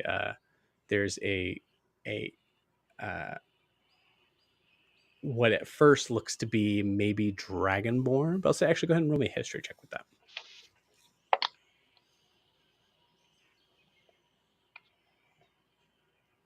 Well, I've met dragonborn before. I know. It was 13. 13, cool. With a 13, you see you notice that the figure of the head seems to be more angular than the dragonborn that you've seen. You also notice that that even if this is like a kid, is fairly small. You almost are like, is that a kobold? You're not entirely sure. You said you rolled a 14, is that what you said? 13, yeah. 13. Okay, cool. With a 13, you see the figure take its tail, wrap it around the like kind of handlebars of this rope swing and swings upside down from one place to another. You see it kind of jumps off and moves to the other side. I'll say with a 13, you know, I'll give you at least this. That's not the ability to use the tail as something is not something you've seen from Dragonborn or a kobold. And like I said, it looks a little bit more like you still see scales, but yeah.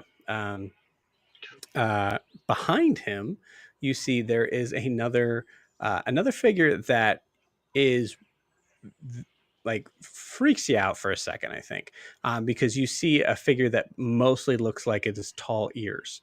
You see the ears are standing straight up.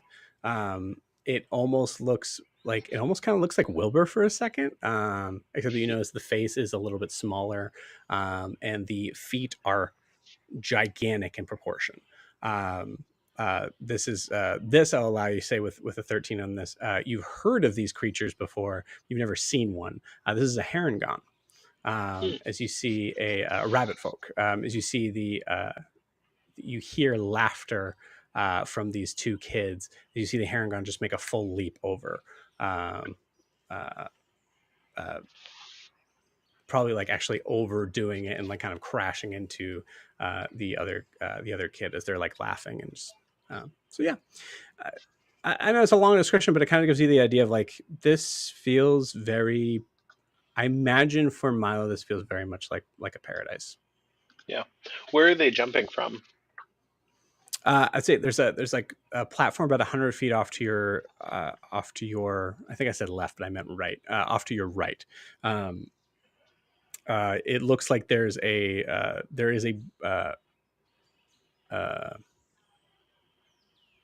like a wooden bridge that goes from one platform to the other, from your vantage point. Mm-hmm.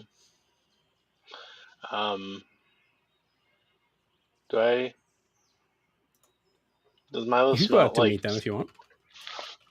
Yeah, Milo's gonna go for a little walk. Does he smell any food? Is there any like? Can he see if there's any like communal areas to like get something to eat at this time? Yeah, I'll say with a dirty 20, because you roll a dirty 20 in your perception check. I'd say you don't smell anything particular like cooking. Mm-hmm. From your vantage point, but you're also pretty high up. It also now that it is morning, you see that this place is significantly bigger than you thought it was.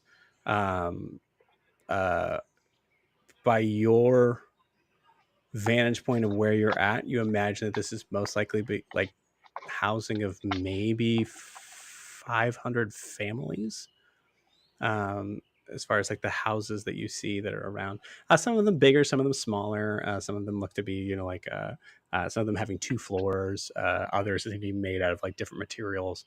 I'll say you see higher up on a particular end, you see that there's one that is made mostly of stone, that is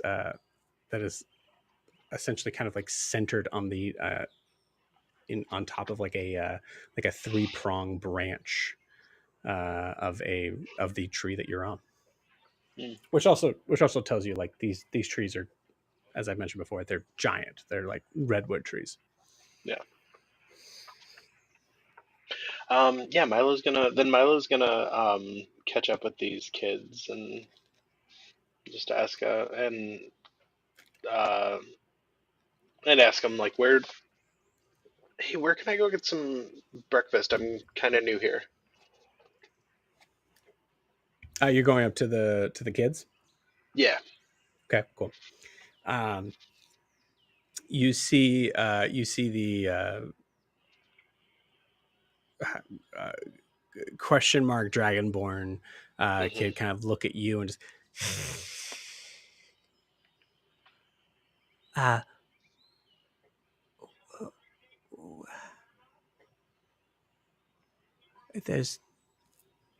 there's food on the floor.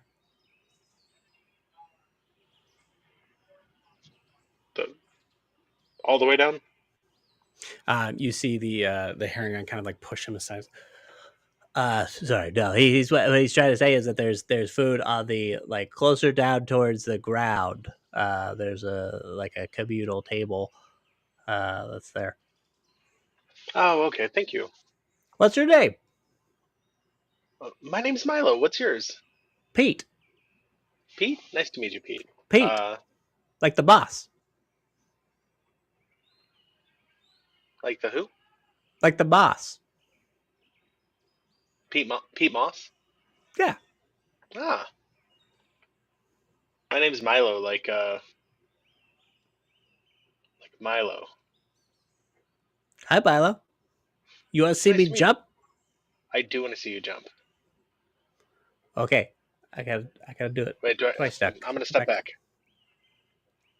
Okay, yeah, step back. Yeah, step back. And you see him, he's very excited. You see him fully leap over. Cool. Leaps over, makes it to one side, leaps back, and you can see as he's leaping back, you can see him kind of like in the like weird sort of like almost sort of like you actually see his eyes get like really big as you can see he's 100% overdone it. I'll say with your monk like abilities, you can see he's gonna crash into the wall.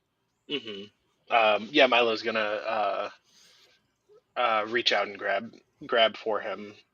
Cool. To make sure he doesn't. We'll say if you want to make a check for it, you can, or you can spend a key point and just say that you're like doing deflect missiles or something. Yeah. Cool. You got it. Yeah, so if you want to do that, you like fully like catch him. Wow, that was cool. Let's do that one more time. Put me down. How far did he jump? I would say from your vantage point on that, like seeing that he overleapt it, he'd probably be closer to like 30 feet. How far is the gap? 20 feet. Oh, Milo's jumping with him. Okay, you got it. Awesome. Cool. Yeah, I would say, do you want to? I'll allow it with using the same key point. It's fine. I don't foresee you having to worry about it. So we'll say, how does that look as Milo moves across? So Milo, I believe my leaping distance is around 20 feet. Anyway, pull it up. Go ahead, keep it going. So Milo's gonna like put him down and say, "All right, I'm a little bit older than you. I've been doing silly things like this for longer than you. Let me try." And he steps up onto the railing. Okay. And from there just does like a 2-footed leap across this gap. Cool. We'll say, just for the record, rules is written. The distance that you can travel is based on your strength modifier, not your dex, unless there's something in monk that I'm missing. In my view of it, you're using like step of the wind, which I'm saying you don't even have to spend a key point for this, as it's strictly role play. I was looking up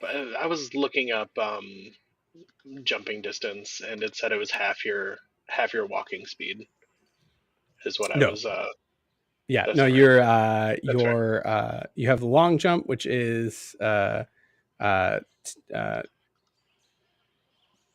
distance equals up to your strength score standing, and then half your strength. Sorry, distance running at least 10 feet. Your distance is up to your strength score, and then standing is half your strength score. Oh, then yeah, I'm definitely doing step of the wind. Well, so, yeah, I mean, like you're a monk, you can do this for sure. Yeah, so we'll say that like you just seem to I view it as you literally just step on air for a second. Mm-hmm. And then he'll step onto the railing, and then take a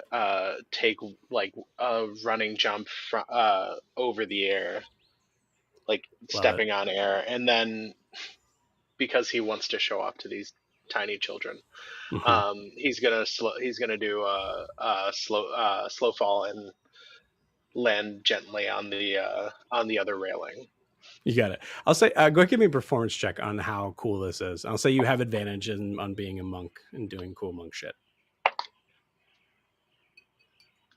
Performance? That was a dirty 20. Dirty 20, nice. So with the dirty 20, you do it from one side, you land on the other. I imagine too, like in the idea of the performance of it, you want to look like, oh, this was hard. So maybe you purposely like stop yourself just before it, and you do like the like, oh, and then you slow fall. To just like grabbing the ledge and just like propping yourself up, like I don't know, you do like a front flip or something, whatever. Awesome. Cool. At that moment, you see you see what looks to be at first like a perfectly round uh, green rock that is rolling down this this particular sort of like tree trunk that is probably maybe I'll say probably maybe like 20 feet in diameter, but like it's coming downwards. You see this this this yeah, I would say it's a 5 foot around green, perfectly perfect sphere that is rolling towards you and the rest of the kids, and the 2 kids, I'll say. Okay. And Milo's gonna hey, watch out. As this thing just seems like it's barreling towards us. Cool. So you're pushing them out of the way. Yeah. You got it. Okay. I'll say if you're pushing them out of the way, you just straight up do that. You see them like in plenty of time. You see that it just goes rolling by, and you see both the kids as you had like quickly and desperately pushed them out of the way because they were going to hit by this thing. You see them both like laughing. I think the like Pete is like slapping his knee. I think the other sort of reptilian like creature is like on the ground laughing. You see Pete kind of catches his breath. What's so funny? We almost got run over. What's that's Tube. That was Tube. Tube with an okay. M. I don't know that. That's a person? Oh yeah. Are you new? That makes sense. Very, very new. Very new. Okay, great. Yeah, that's Tube. He's practicing. All right. Well, I'm sorry. I pushed you. No, that's okay. Yeah, no, we totally would have gotten hit by that. So yeah, thank you. I just thought it was funny. He's not very good at that. So I'll say in the distance you hear some like you hear a sound of pain and like angry voices and then you hear I think you hear a voice that is so, man, I don't want to say this because I don't want to try to do that voice. But you hear a like someone that you instantly recognize as like Carl from Jimmy Neutron. Like it's just that personality just from hearing the voice. As you hear him go, oh, I'm sorry. That's it. I was going to say, well, I guess he's bound to crash anyways. So you said food's down closer to the ground? Yeah. I could show you. Bye, Lionel. And you see him kind of wave by to Lionel as he kind of like he's awkward. He stands behind you and like walks almost into you. So he's like he's directing you, but he's behind you. Yeah. Okay. So just forward then. My dad says that sometimes I walk too fast for other people, so I'm trying to stay behind you so that I don't move too far up ahead. Oh, you really don't need to worry about that with me. You see a huge smile come across his face. Okay, and you see him take off running. Do you follow in that same speed? Yeah, why not? I love it. Yes, what a beautiful scene. You see you see Pete the Harengon and Milo the halfling monk running. Pete himself much faster than you would see the average person. I'll say he's probably like he's probably running a good like 45 feet is like his movement speed.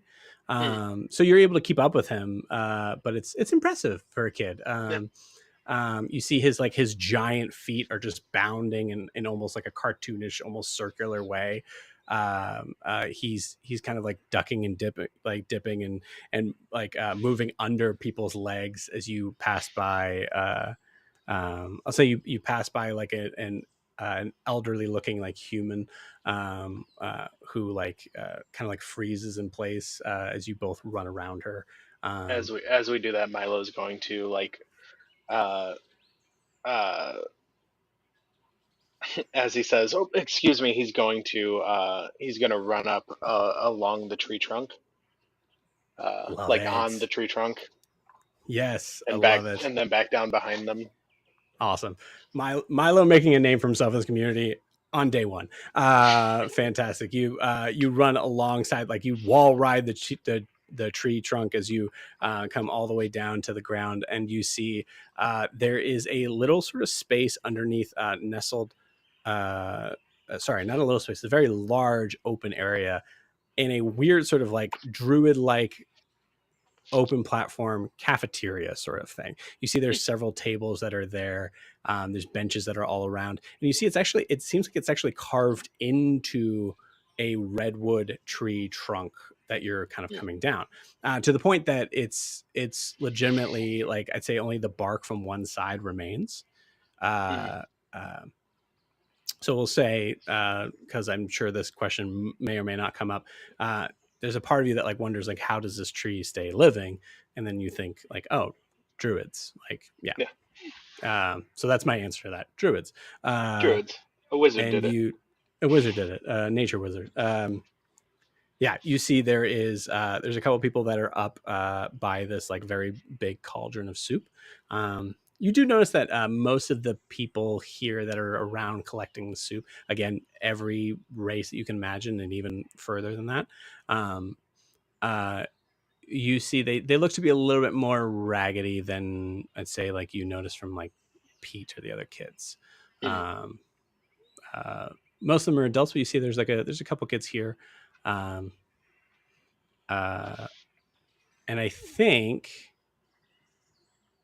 yeah, I'll say you also notice a very spherical looking creature is just kind of like holding up his bowl slightly. He's actually pretty big, so say he's holding it kind of in front of him. But he very much looks like possibly the ball that kind of rolled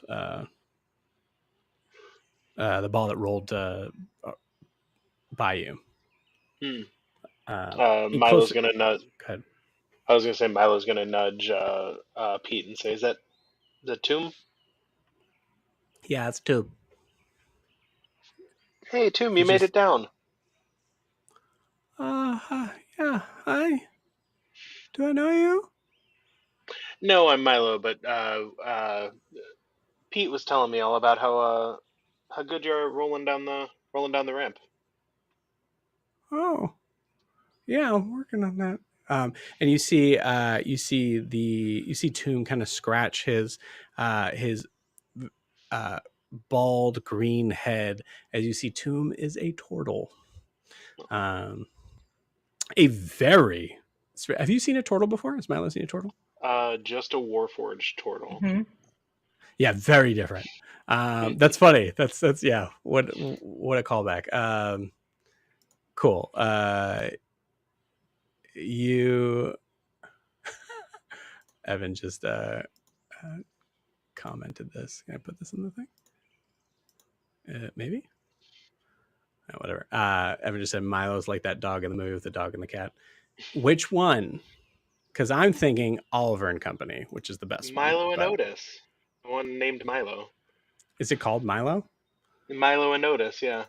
You don't know Milo and Otis? I do not know Milo and Otis. Come on, you didn't have to watch Dudley that Moore. in school?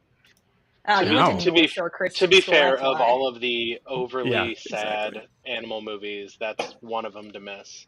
Oh god, yeah, it is. Also, the story behind it, I'm pretty sure a lot of Milo and Otis has died in the making of that movie. Okay, yeah, so that must be the one that Evan's talking about because he said that's the one we don't talk about the filming of. Really love to be able to showcase that, but because I can't. Weird. Wonder if it's because it's on Twitch. Huh. Weird. Yeah. So, anyways, we can see it. We can see his comments. Yeah. No, I know. Oh. I'm saying not everyone can see it. They can pop up on the screen. The people who matter can see it. Wow. For some reason, our subscribers just plummet. We're at 104 now. Yep. Cool. I will say also in this, you see he's kind of obscured from view in a way, as you see probably just like kind of the side profile of him as he is conversing with a what looks to be an older looking gnome male who is like is looks to be wearing like a lot of layers, like almost looks like a Christmas tree of clothes. You know what I'm saying? Yeah, like that episode of Friends when Joey wears all of Chandler's clothes. Exactly. Yeah. Yeah. You see, they're kind of conversing with each other off to the side, but yeah. And that's the scene. We'll say this is like the last thing for Milo in this moment. I know there's a lot of like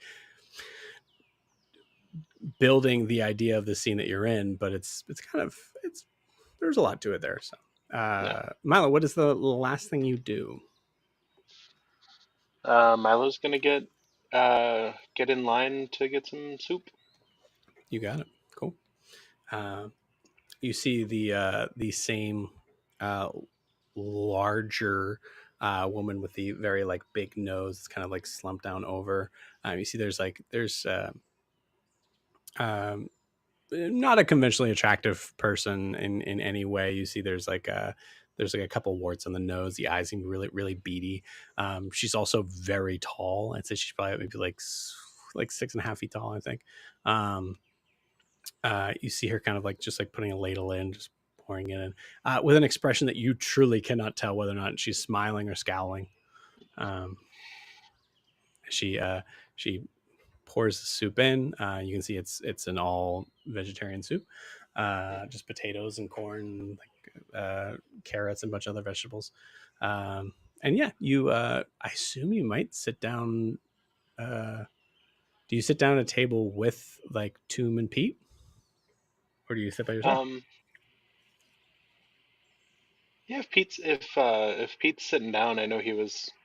Like Milo's probably going to take a moment and say, "All right, cool. I'm gonna grab some food. Thank you for showing me down here," and let him take off if he's going to take off.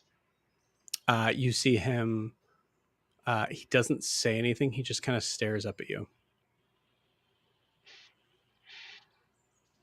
All right. Well, are you getting breakfast too? Oh no, I'm not hungry. I already ate. All right. Well, I'm gonna go sit here. Thanks for showing me. You can go play now. Sorry for taking you away. Oh, okay. Yeah. All right. Bye, Milo. And you see him just zoom back up the trail. Bye, Pete. And say, then yeah. Yeah.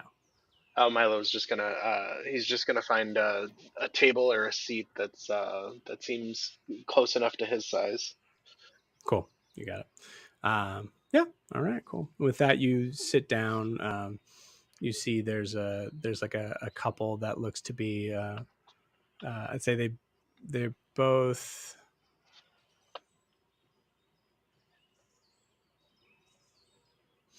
I'd say they both look like they're human, but similar in like stature and a little bit more hair than an average human, similar to what you saw from Slagtan. You see them both kind of like give you a nod as they kind of return to their soup, and with that, you take a big slurp, and we'll pause Milo there. And as we're pausing Milo, we'll take our 10-minute break. So, see you guys in 10 minutes.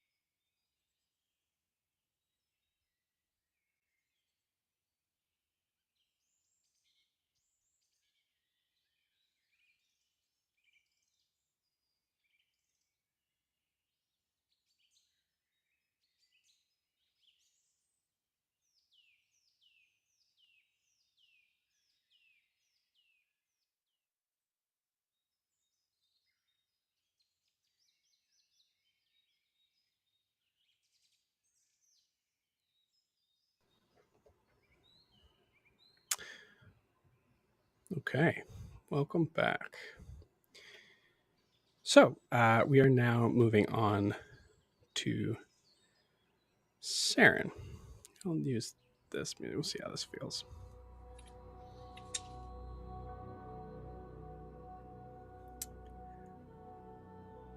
So Seren, it is still the evening. I kind of want to take it just like basically from like you finishing your food and just trying to kind of get an idea of like where we're planning things out. The person who you suspect to be your friend, he was at the wedding, so there's well, actually, technically, he wasn't at the wedding. He wasn't. But he was invited to the to Eldryn's wedding, so I guess you'd probably consider him to be a friend, right? Yeah. Seren would consider him a friend. I don't know if anybody else in the Mongoose Crew would. Right. Yeah, absolutely. So, as you are sitting there, definitely, I think you yourself contemplating that. What's going through Seren's mind? She's just sitting there trying to formulate a plan on how the hell they're going to get out of this unharmed and away from whoever these people are that captured her. She's thinking about how she's going to convince Huxley to abandon whatever he's in the middle of doing to either help her get out or at least help them defeat these people. And she's worrying about Gerard all while thinking about this, not being able to see him and just hoping he's okay and they can both get through this. Cool. All right. As you're thinking about this and you hear, I'll actually say, just give me a perception check. 30-20. Dirty 20. With a dirty 20, you hear the sounds of a campfire. You hear laughter. You hear the sounds of a plate being cleaned next to you, which tells you that Gerard is alive. Seems to be that Huxley gave Gerard something. It sounds like Gerard's having a hard time eating, so you imagine that Gerard still has probably something like attached to his mouth. Possibly a muzzle, depending on, you just hear the sound of a plate that's being clinked against like the wooden bars, or the like bone corners.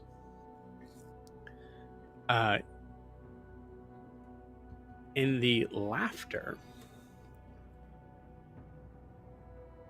you hear the sound of the unmistakable sound of like flapping wings. You hear just like two. I'm trying to think I had a phrase. I'd say you hear two flaps. Tells you that most likely one of your captors seems to have flight. And I'll say this: you notice that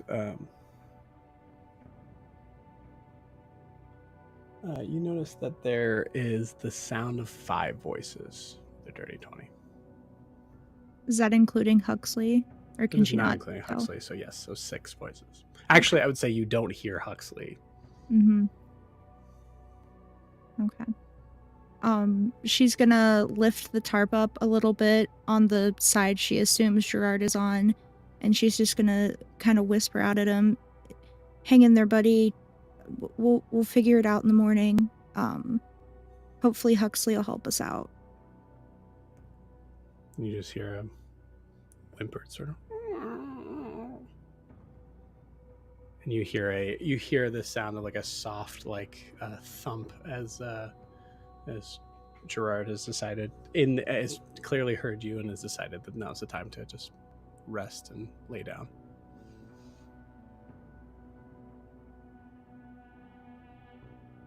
And she's just gonna sit there, and she doesn't really have to trance or sleep or anything.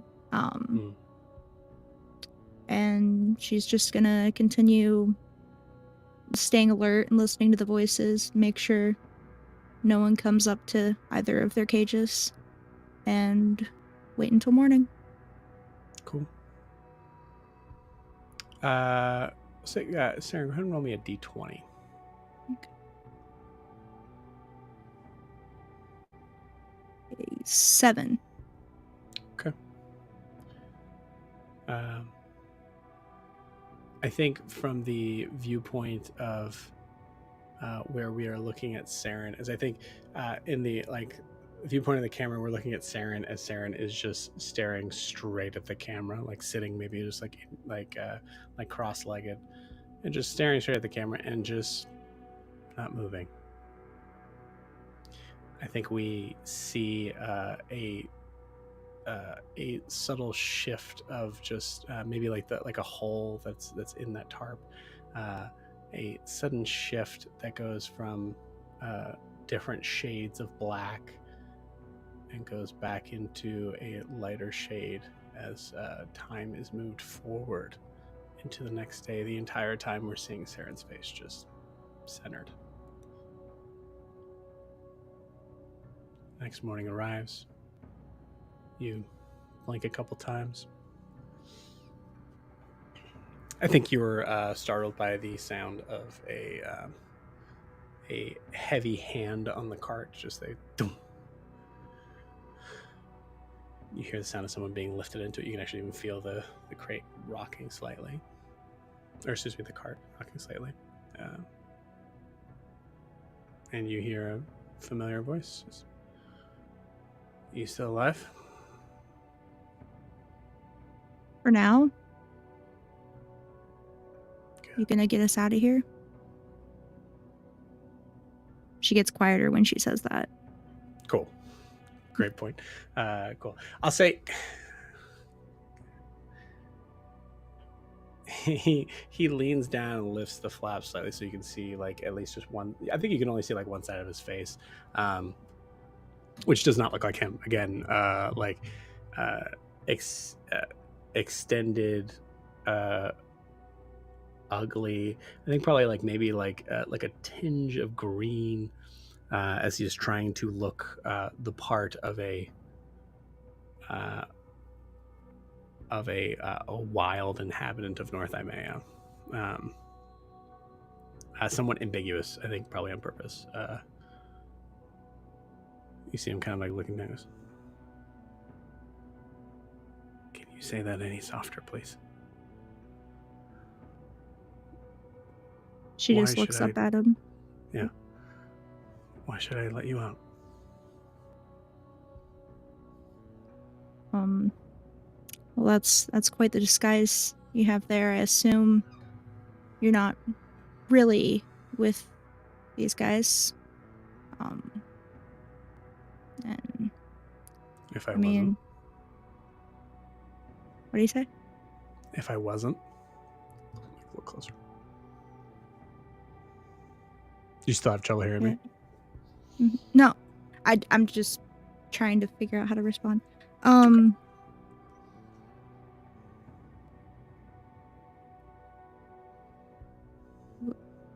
don't know.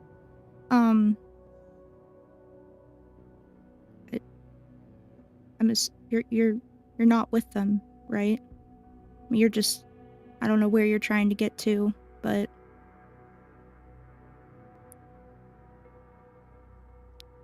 did you hear the voice? However long ago that actually was.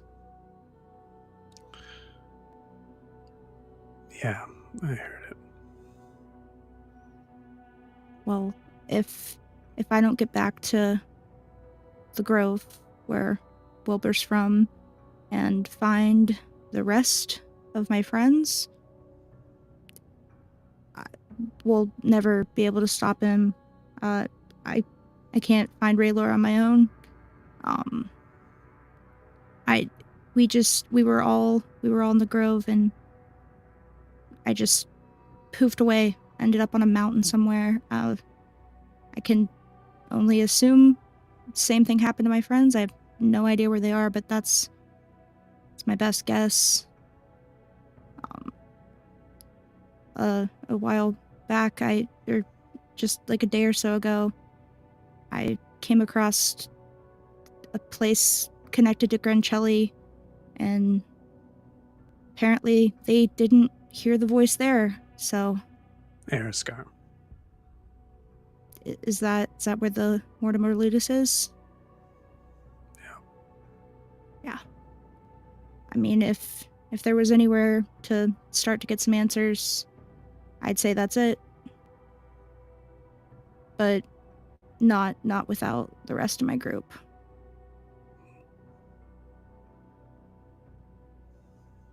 Good luck with that.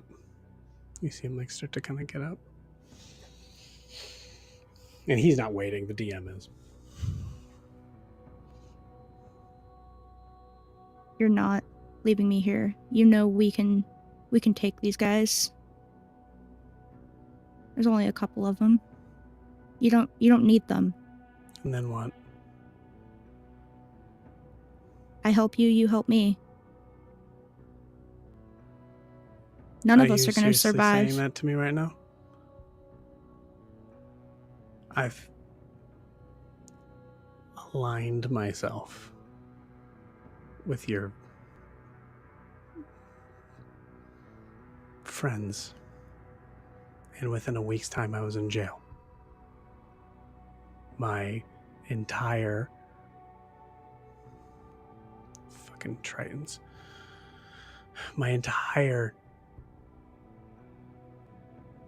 business, design, my everything that I had worked so hard for literally went up in flames.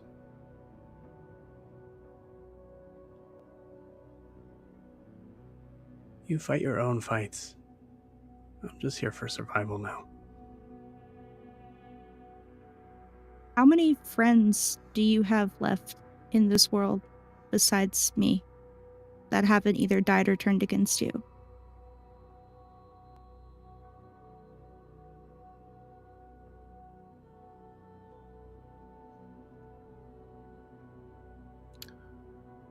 Who says I need friends?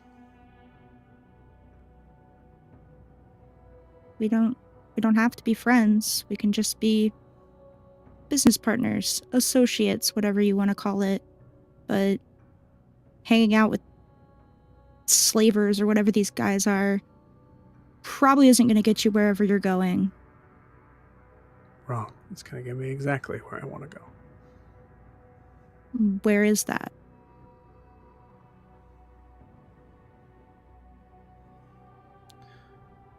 There's work in Hasamo. I'm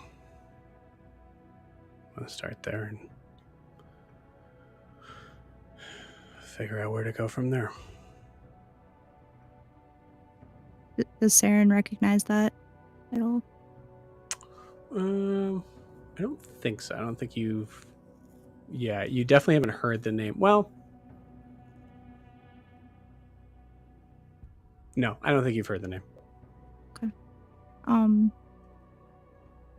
Does it happen to be across the river? A couple of them, but yeah.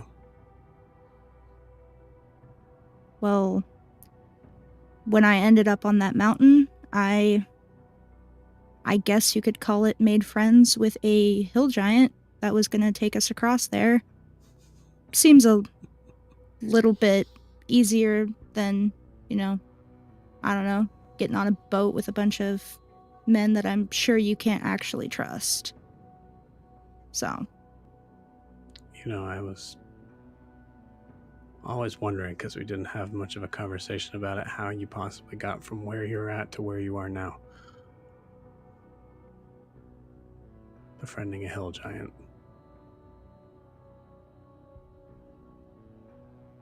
Your life certainly is interesting. I'm sorry to see that it's at this point, but I don't see how that's going to help me. If you want us to be considered to be business partners, first off, there's no fucking business. I don't have anything to start a business in. Secondly, doesn't look like you're in the shape to start a business either. Certainly not in this cage that I very obviously cannot get out of due to whatever magic is holding me in here. What's up with you, by the way? Made a deal to save myself, and one of my friends fought a djinn. Not a fan of being under the water. Tritons, right? Fucking Some of them Tritons. are okay, though. If you say so.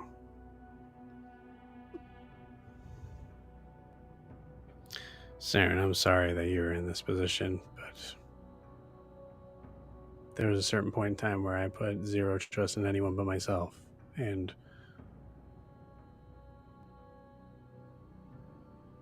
I broke that promise a couple times. I have nothing but scars to show for it.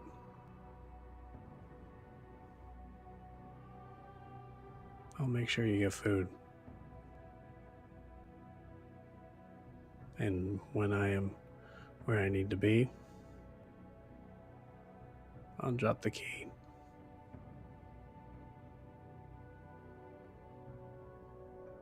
But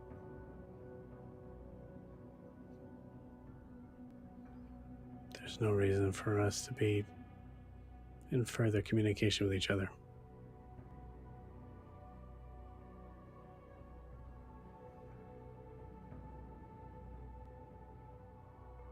Sorry. You see him continue to get up. If you let him, he walks off the cart. Before he fully gets up, she says,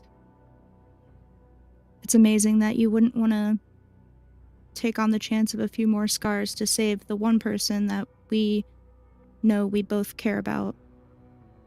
And if I don't get out of here, and you don't put some faith in the fact that I can make that happen, we're all gonna be doomed. From Tal, from Raylor, the whole world's gonna crumble. But go ahead and keep running away, if that's what you want."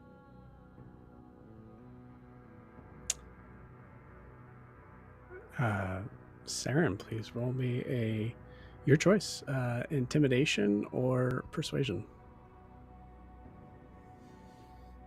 Persuasion. Okay, straight roll.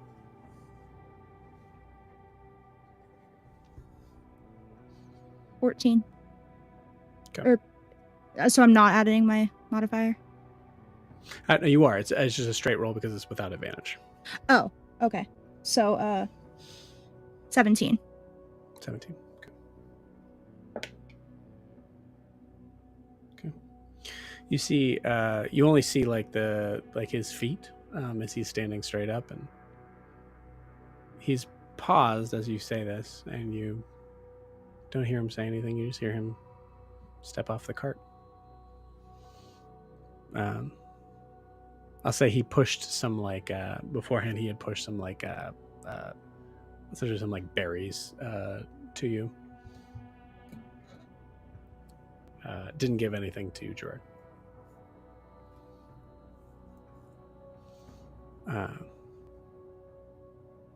I will say, as you hear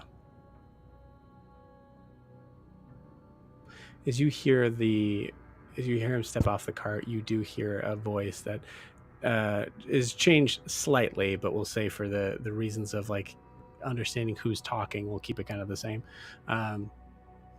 You just hear him yell out, just, "Are we ready to go?" That's it. Seren, I would like I think how to put this. I would like a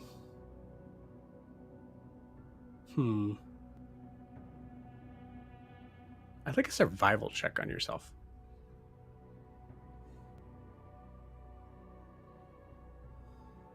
Dirty 20.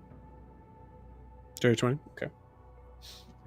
All right. You feel a couple things.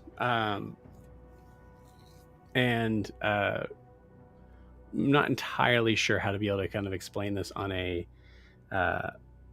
role play side, but I'll try my best. You feel the first thing you feel is every once in a while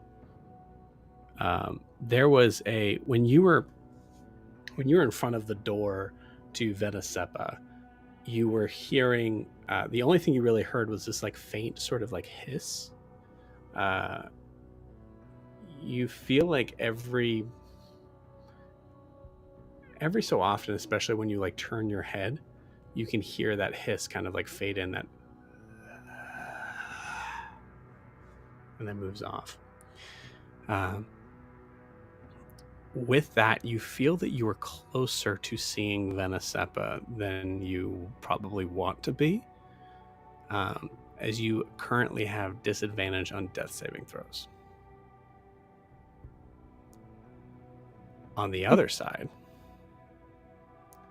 you take a moment to kind of move your foot away from the position that you were kind of like stuck in, just to be able to kind of like maybe stretch yourself even in this crate, and you feel your foot manage to move slightly through the floorboard of the cart.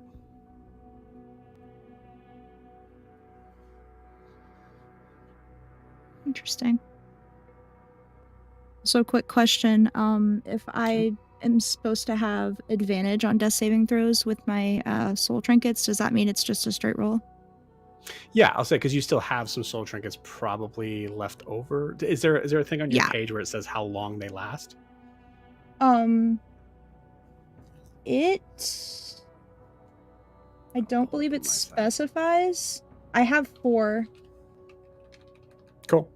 Yeah, we'll say until I see otherwise. We'll say that makes it a straight roll. Okay.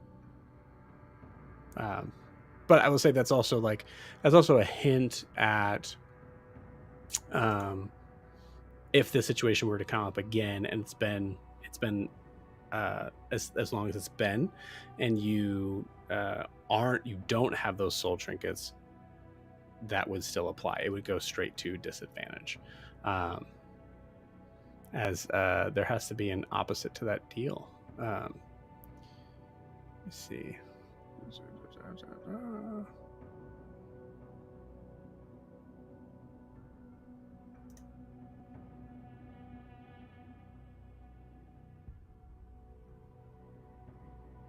Cool. Awesome. I'll be looking this up as we move along. But given that information, do you wait for the cart to start moving?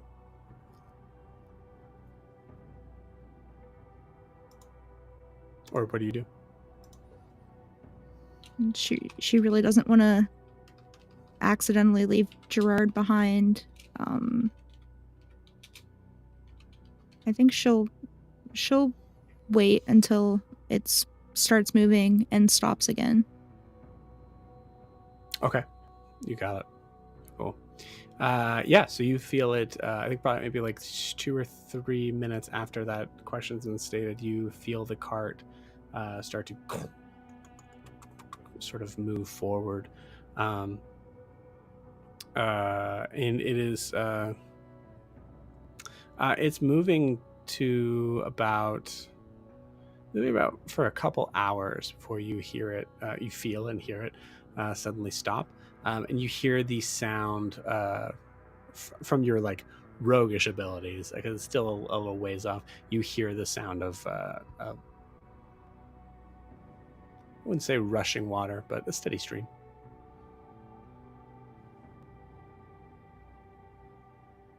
So it's stopped now.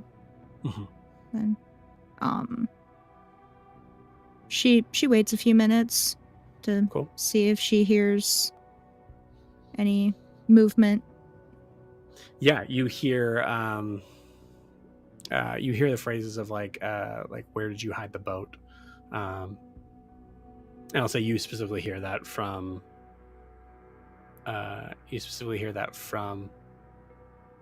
Huxley. And you hear footsteps kind of start to kind of walk away as they look like it sounds like they're going out to find the boat. She immediately casts Pass Without Trace on herself. Okay, you got it. Which is Gerard within 30 feet of her as well, I assume. Yes, absolutely. Okay. Cool. And then she kind of tests it and puts her foot through the bottom of the cart. It's like putting your foot through I think in more ways than one. It's like putting your foot through a just on the surface frozen lake, where you can feel there's resistance and then you're able to push through. But there is an icy sort of feeling as you push through the material here. Something that you've probably felt very similar to underwater in that frame of where you were. And I'd say it was probably hard to determine whether or not that was the water or the passing through a solid material. But yeah. She waits until she doesn't hear any voices or rustling. And like she can... I'd say you hear two, because I'd say two would stay by the cart. Okay. And she drops down below it. Cool. Doesn't make a sound. You are underneath the cart. You see two figures that are probably about maybe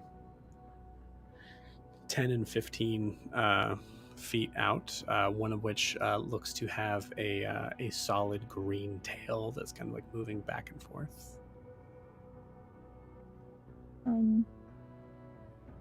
Real quick, did she get a long rest then, technically? Okay. Yeah.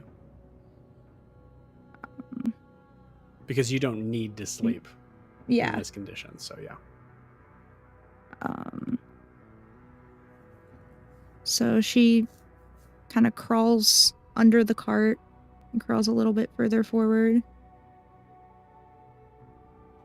and looks at the feet to make sure there's only two.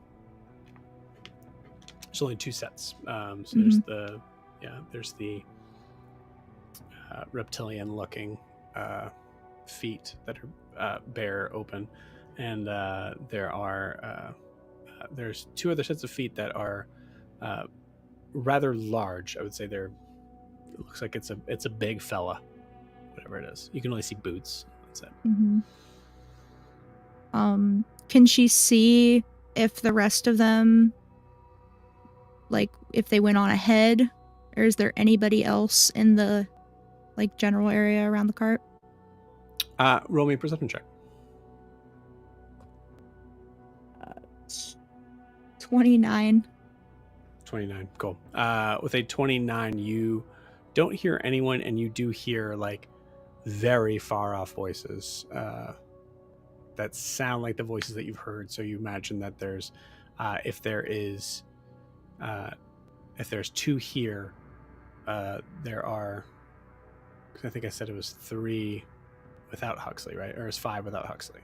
Yeah. So there's 3 that must have followed Huxley. So she's gonna crawl back towards, like, or they're at the front of the cart, correct? They're actually kind of like off to the side, and they're one is 10 feet away from the cart, the other one's 15 feet away from the cart. They're both looking outwards. You imagine most likely keeping guard of the cart. Okay.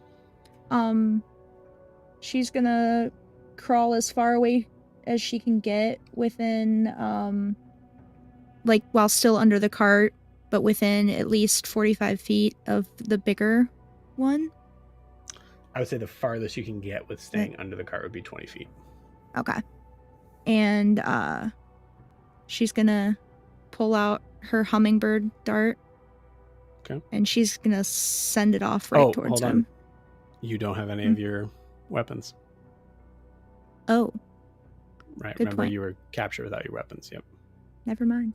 As a rogue, does Seren hide anything? Like, could she have had something they didn't find? She fully went unconscious. It wasn't like she was like, oh. No, I'm saying like she has stuff hidden on her body. Like, would they have caught everything?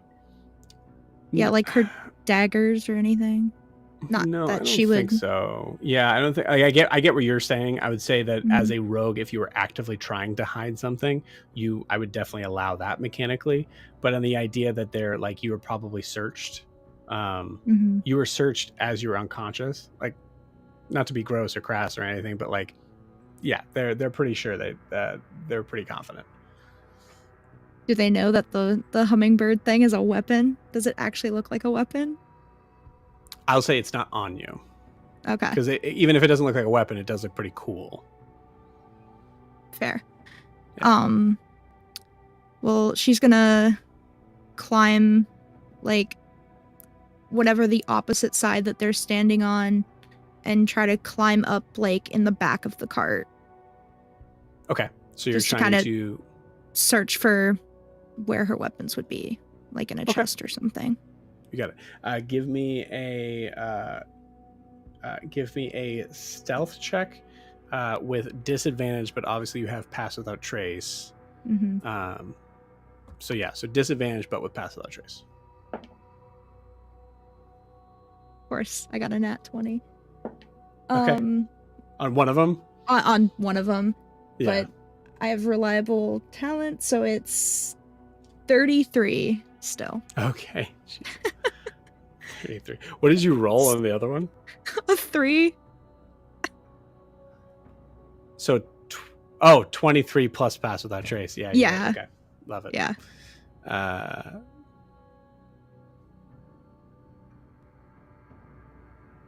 What's your plus to strength?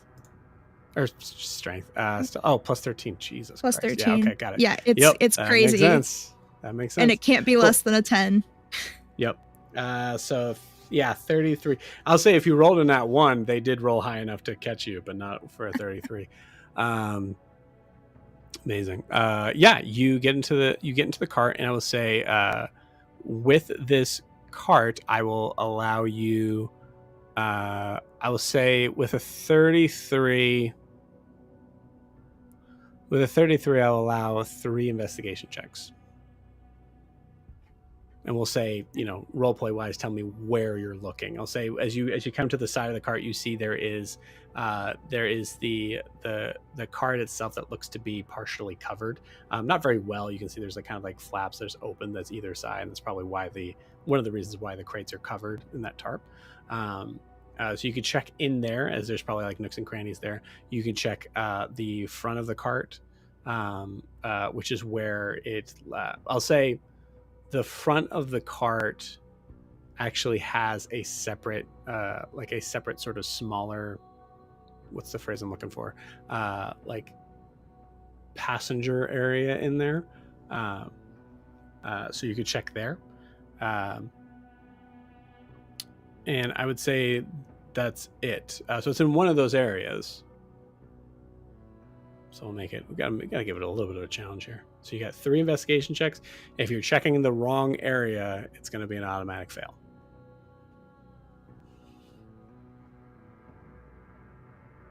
On just one or all 3? If you check 3 in the wrong area, it would be an automatic. No matter how many, if you check the wrong area, it's an automatic fail. Yeah. If you roll high enough, I'll tell you. She's gonna check the covered area first. So like where Gerard is? Yeah, like you said, there was like open things that were kind of covered. Yeah, so that's where Gerard is, and then there's almost like a separate car essentially to that. That is like more of a passenger side thing. She is gonna she's going to check on Gerard first. Like, Okay. she's gonna lift up his thing and kind of look at him and give him a little nod. Yeah, go ahead and roll me a Constitution saving throw for Gerard. Oh wait, I would probably need Gerard's stuff for that. So that's just his like normal con. Yeah, so it's the D20 plus his Constitution modifier. 18. 18, cool. Yeah, with an 18, he looks for sure sad, definitely hungry. You see, there's definitely scars on his body, but they look to be pretty dry, and his eyes look sharp.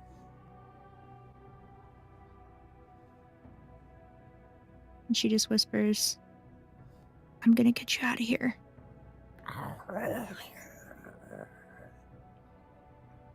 And she goes like that. Cool. I will say at this point, Seren, you do recognize what you probably look like to Gerard right now.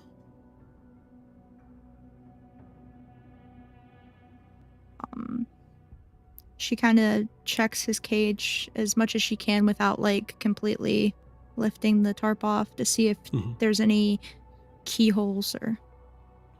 Looks exactly like yours.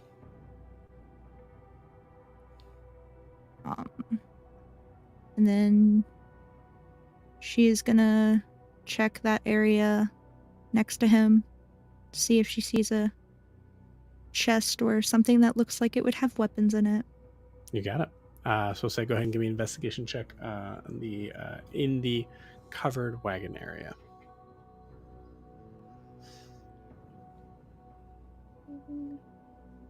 Uh, 25. 25, cool. With a 25, you feel pretty confident that it is not here. Okay. It's one automatic fail. And she will move to the passenger car. You got it. I'm gonna say roll me a separate stealth check as you're having to move out and then back in.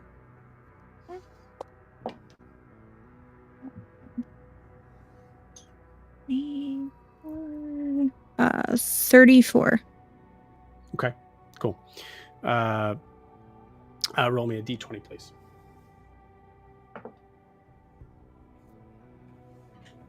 Nat 20. Okay. All right. You're good. Cool. They rolled a nat 20 on their original dice. That's why I was giving you an extra chance on that. Of course.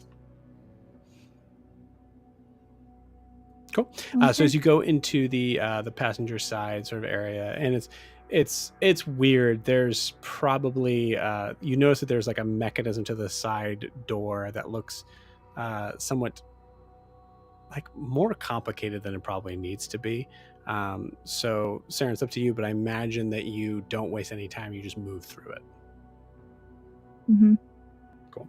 And you feel that same sort of searing, like icy sort of feel as you move yourself into the passenger side. Quick, give me an investigation check there.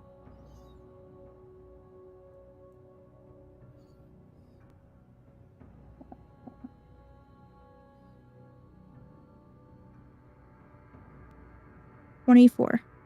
24. Cool. With a 24, you notice a couple things. You notice your bag, your like knapsack, we'll say, backpack, however you want to visualize it. You notice that on the the back left side of the passenger sort of area, opening it up, it looks like everything is there, albeit in a very different place. It's clear that they've gone through your stuff. And I will say, just to be clear on this, you're moving quickly. So I'll say everything that's important of value looks to be there. If you wish to see if there was something specific that wouldn't be a weapon in there, I would say it's a separate investigation check. But the one thing you will notice that is not there is your hummingbird. So as you're kind of like looking around for it, like probably whispering an expletive to yourself, you notice on the front right side this separate cart. You see it like sitting what is essentially the dashboard of this vehicle. You see it just kind of like propped up there as if someone was just looking at it. Since she's able to like recall it because it flies on its own, can it just fly back to her hand? Oh yeah, absolutely. Yeah. It's like it's within walking reach, but yeah, that's way cooler. That's no fun. Yeah, absolutely. Yeah. You see it just comes up and just perches right on your hand. Looks somewhat lifelike for a second, and then morphs back into like the metal that it is. Mm-hmm. Yeah, I feel like you have your stuff. I also say with the 24, you notice that there's no horses here, and you like thinking back, you're like, oh yeah, I never heard any like clopping or anything like that. Mm-hmm.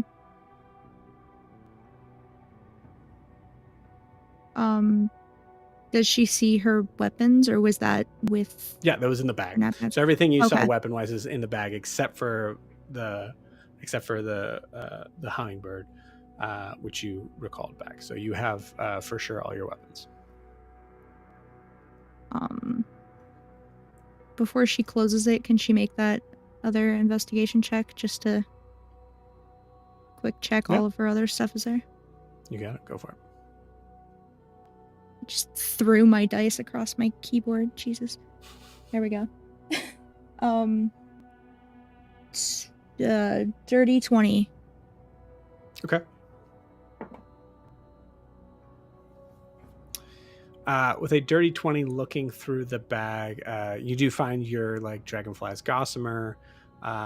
You find your studded leather and whatever version it would be when it was picked up. As you're going through it, the first thing you notice for sure is that you cannot find your dulcimer. It looks like it was most likely considered not important and too bulky, so they got rid of it. I think there's a vision that kind of crosses your mind of like they might have even just thrown it in the campfire they're in. And killed them all. What did you roll? Dirty 20? Yeah. Okay, you got it. The dirty 20, I would say there are... It's up to you. I would say if you would like to be sure of something that you may be missing, I will say go ahead and roll me just a d20 to see if you can find it in time before you hear voices coming back. So we'll say with the dirty 20, you could find find what's missing in this bag. The question is the time. Mm-hmm. Right. So it's your call. Everything of I'll say of big important value besides your dulcimer seems to be here. Yeah, I can't give you any more info on that. Can she get back to underneath the wagon with her stuff? Absolutely, yes. Okay. Yep. That's what she's gonna do. You got it. We'll say, because we've done this before mechanically, we'll say that there's a way that for some reason when something is I'm just going to be very clear and specific on this, just so that you don't abuse it. I'd say if it's something that you own, mm-hmm. that is on you, it seems to pass through with you. Okay, that was my question, because I'm like, how are these metal objects going to get through? just in case there's an opportunity later for that. Seren gets through, and the kidnappers are just alerted because they just hear a bang of her trying to slam it up there.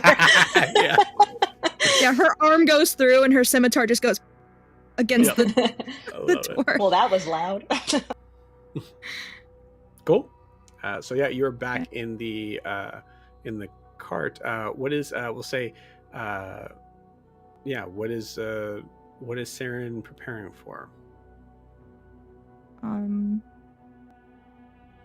If she doesn't hear the rest of them come back right away, she is gonna fight. Cool. You got it. Go ahead and roll a d20 for me. All these d20 rolls, I'm so stressed. 13. 13. I mean, a lot of these are luck. Like, there's no proficiency that would be built on this. So, what was it? 13. Cool. I'll say there's a part of you that like kind of like sneaks up, like you can see just like your head just above and that like crack of the light in that space there as you get ready with a weapon of your choosing. And I'd say you just start to kind of poke your head up when you start to see heads moving upwards from a hill over to the side. So you see that it looks like everybody's coming back. She is going to phase back into the where she was captured in her little crate with all of her weapons. Okay, cool.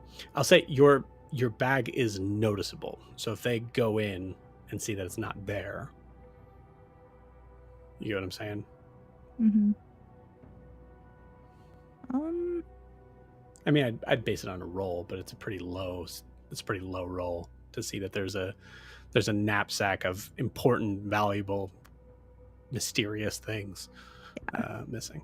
She's gonna get back in the crate, but she is going to be ready to drop out of the bottom. Like, she's just waiting to hear if someone walks over to where she just was. Like, she's gonna drop underneath the cart. Okay, cool. Or she's gonna try.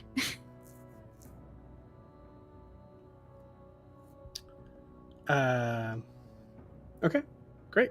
You hear the voices kind of pick up and just like, all right, let's take this on down to the river, shall we? And you see the you feel you feel the weight kind of like shift slightly as you can feel knowing the design of where you're in. You can feel that the other car like kind of just like rock the cart slightly as they get down, and you feel it start to move. No one says anything about the bag. He's gonna wait. Okay. Until they get to the river. You got it. So you go right to you can hear that stream kind of getting a little bit closer as you hear the sound. You hear the sound of the terrain shifting from the heavy hard ground into the soft sand, as you can hear the crunching as the wheels are moving forward. I'll say it depends on how long this beach is or how big this beach is from where they're going to be at, but you notice that there's no sign of them stopping.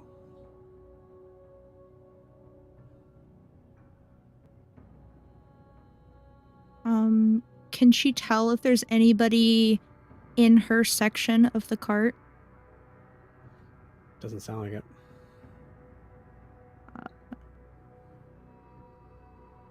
With her pass without trace still up, she's gonna phase back through that crate. Okay. And sneak over to the passenger area. Assuming some of them are in there. All of them are in there. All of them are in there. No one is outside of this cart. I'll say you notice that as soon as you shift out of the where you are in the cart. Is the passenger area like solid, or are there any like open windows or anything like that? Good question. Yeah, there's definitely open windows on the side there. Yeah, I picture it kind of in a way of almost like a hansom cab. What does that mean? Like a horse-drawn carriage, like what you see in New York, like sort of thing. But it's yeah. It's the opposite of an ugly cab. Yeah. Duh. I'm pretty sure her hummingbird ignores cover, so should be able to send it through the window to hit somebody. I don't know if she'd be able to choose that. If she'd be able to yeah, tell. I think so. From the distance you're at, if you get to an angle, I would say you have to take a couple steps away from the cart as the cart is still moving. As the cart is moving away, I would like you to tell me who you're aiming for. You see the back of what you assume to be the lizard-like head. You see there are a couple other figures at the back of their heads that you don't recognize, and you see Huxley's head.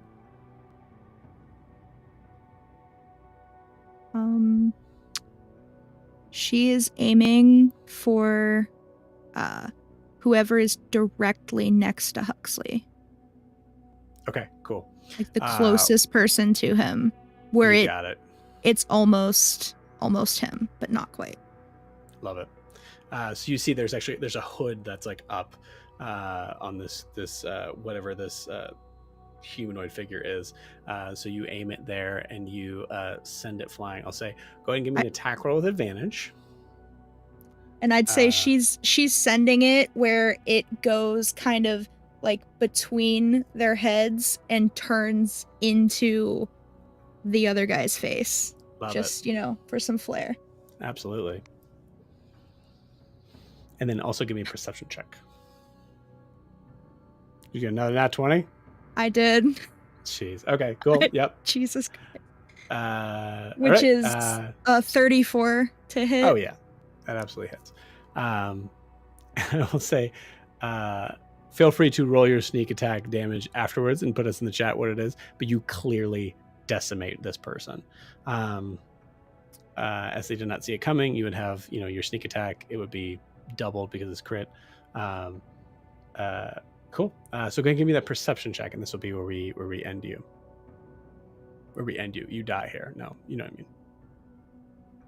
Not after that badass move. Come on. 24. 24. Cool. With a 24, there is something that is odd about this scene, as there's no one outside the cart as it is moving towards the water. You do notice right before you send that hummingbird out that you do see that it looks to be there's what looks to be maybe the front half of a boat. Do we lose everybody for a second? You're back. Cool. But Miranda's not. Miranda's not? I don't see. Okay, cool. That makes sense. I just don't see Milo. Sweet. All right. Sorry about Milo. that. I'm assuming you didn't catch that part. You see, it is the. Am I still back? They were back, and then no, now they're back. We're good. Okay, they're back. Cool. You see the it's essentially, it looks like it's a front half of a boat, but there's no deck. There's no there's nothing that gives the idea of even the idea that it would be able to even propel forward before eventually sinking. As you see it moving forward, the 24, a light kind of clicks on in your head of going this thing moves on its own and is attaching itself to the front part of that. What makes this a boat is the cart itself and the front part of it. As you recognize, you're dealing with mechanics that are odd and different to you, and I'll say with that, what you determine is that there's a possibility that whoever is driving might have it on autopilot, and you are away from it as it is moving forward. So with that, what, am I not on the cart anymore? No, you'd have to move away from the cart to be able to see the angle from the window. Oh, okay. Does that make sense? Yeah. You can't see the angle of the window without being away from the cart. Okay. Right. So yeah. So you're on the beach as you see it moving, connecting into the boat, and starting to kind of move away as you hear the voices start to kind of yell out, and you hear just a commotion. And I would have you roll initiative, but we're going to pause you there. So I'll have you roll initiative next week. Oh yeah, there's a whole fight scene here, guys. It's got to be. Cool. Very nice. Who's next? Me. Awesome. Unless Miranda needs to go because she has to go to bed. Let's do Wilbur first, just in case. Honestly, like, you're more than welcome to... No, I'm not. I'm really not. You're still muted. I'm really not. She's Okay. not. She's not. Oh, she's not? No. Mm-mm. I'll say, Miranda, if you don't mind jumping out and coming back in anyways. That happened in Tuesday's group, and then when they came back in, I could hear them.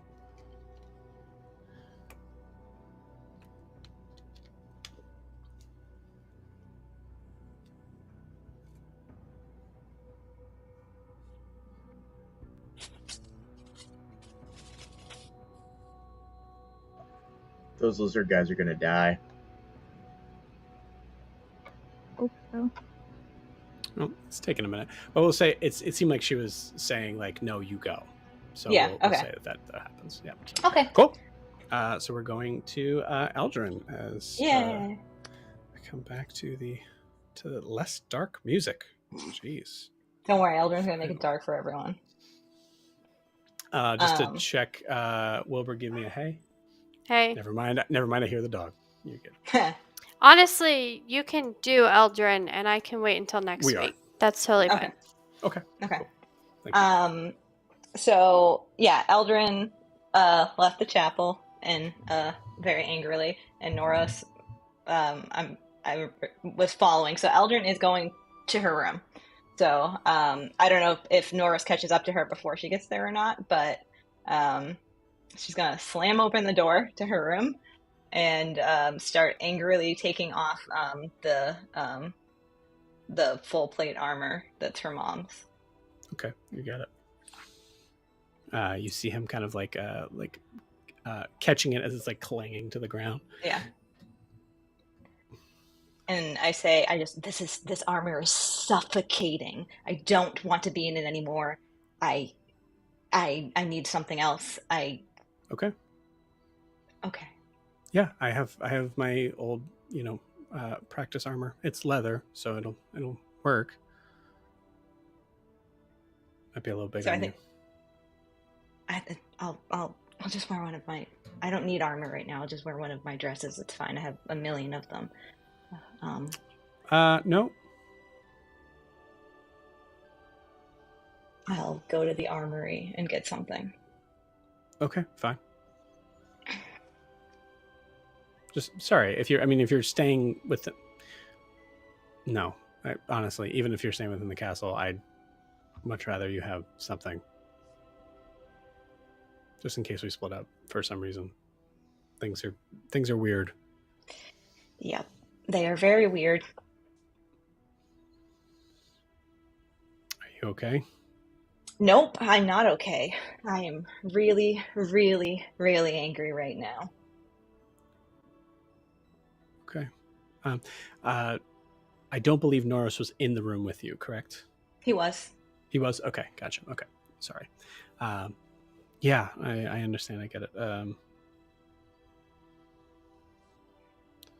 I love you. I love you too. And you're probably the only person in this world that I'm not angry with right now, including myself. But I feel like if I don't stay angry, everything that's been happening is going to... Can you not hear me? No, they Oh, can't. you're They're doing just this. being... Okay.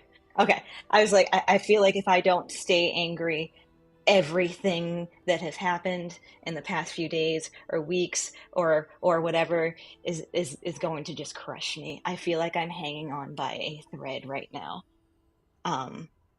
There's too much to do, too many things to fix, and I don't get the luxury of just falling apart under the weight of everything because I have to fix everything like always. Can I just interject with a thought? Sure. I know land has its difficulties.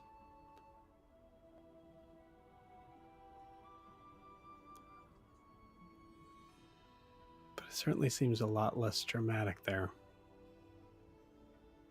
I mean, I know that there was things that happened that were just as scary, but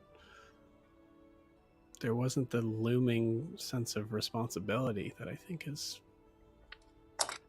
what you're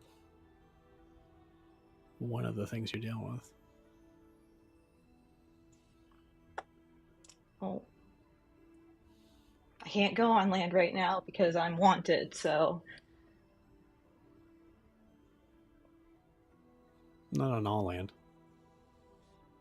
I'm sure we could find somewhere. I can't just run away. I mean, obviously we have our test of land we need to finish. We shouldn't even be here right now. So... Eldryn, I think you've gone well beyond any test of land. I don't know why you cling to that. We're married. You already broke the wheel. We're dealing with things that are so much bigger than that.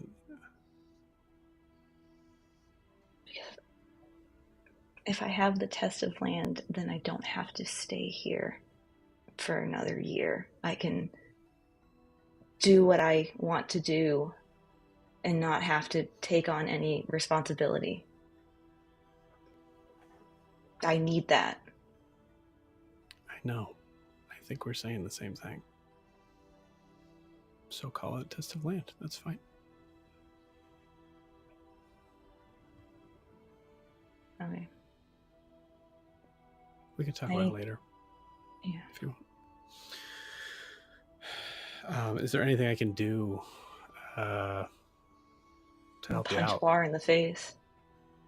On it. See him just start to go to walk away. I laugh and I say, "You don't have to do that. I need to talk to Erlyn and Catherine. You can come with me if you'd like, or you can stay. It's up to you. I'm not gonna make you. I've already made you stay too many times in the past. Eldryn, so yeah. You're walking around in a dangerous castle without armor. Yes, I am coming with you. Okay. Listen, I just want you to know. You see, like, he starts to say something, and you hear this sort of sound that kind of interrupts what he's saying. And for just a tiny second, you're like, no fucking way. There's not, like, this is not happening again. Like, and you hear a voice kind of come in, this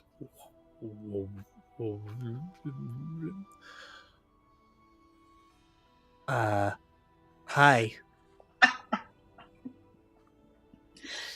I'm sure this is a bad time,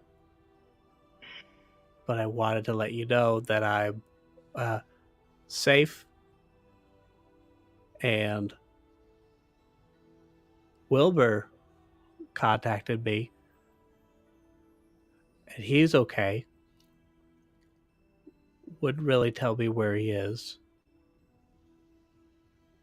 but told me that you need to come get me. I'm with some very nice people. They're not kidnapping me, so that's good. Anyways, I'm in Celeste. They tell me.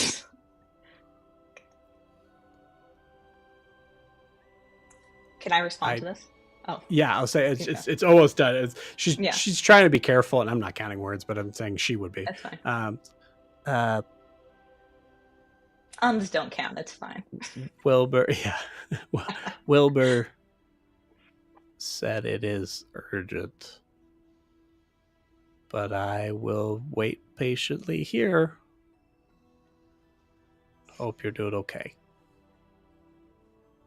This is Winona, by the Eldryn That's my mom. takes a very deep breath and closes her eyes because once again she didn't hear the very important thing Noros was saying to her. Right. So I was just, I just wanted you to know that. My love, I am so sorry. I'm going to need you to repeat that in 1 second. And then I respond to Winona. Message received. No, not a great time. Do I know where Celeste is, Joe? Sorry, I was trying to play Noros in this scene.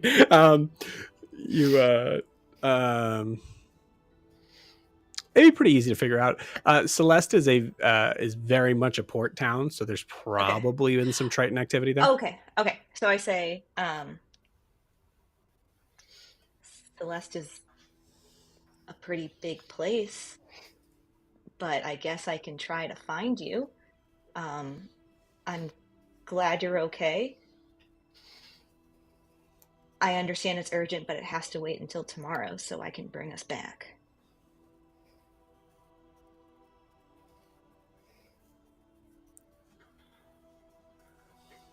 And then I turn to Noros. Please repeat what you said. As I said, I Winona again. Excuse me. Sorry, one more thing. No. You hear him just go, I was just telling you that I love you. Well, I think you're going to get your wish, at least. Apparently, we need to go save Winona. She's with some people. Again? Yeah, she said she wasn't kidnapped this time, though, but I don't know if that means that she was. I don't know if that's like we have people here watching me, and I'm not kidnapped, but we'll figure that out tomorrow. She also didn't seem to be... She seemed to be really smart for a wombat. Yeah, but I'll have to ask Zahras to get us there, and then I can get us home. But you're coming with me. I don't want to separate again. Yeah, I'd appreciate that. Plus, I have no one to look out for. And just looks at the spot of the chair where there's still a game that's still there, like in the middle. Well, on that note, let's go have some awkward conversations. And I go towards where I know Erlen was being kept yesterday. Okay, cool. Yeah, we'll zoom that part up to that scene. We zoom to the scene of a knock on the door, and you hear a familiar voice go, 1 second. You hear some shuffling. Okay, yeah, I'm ready. Eldryn walks in. You see, she has on. She looks unhealthy in this space. In a. Is this Erlen or Catherine? This is Erlen. Sorry, did you say Catherine? No, Erlen. I was just because Catherine was unhealthy too. I was like, what's happening with all these Tritons? No, Erlen. It's been a couple days. I would say it looks like Erlen is. Erlen looks a little sick. Yeah, I'll just say that. You see that she is. As you walk in, she is. I think she's facing away from you. Hands just set to her back. It's Eldryn. Turns around. I guess I don't really know what to call you anymore. It's been so long since I've just called you aunt, but I guess that's what you are now. Only. So anyway, sorry. Did my mother come to talk to you before she left?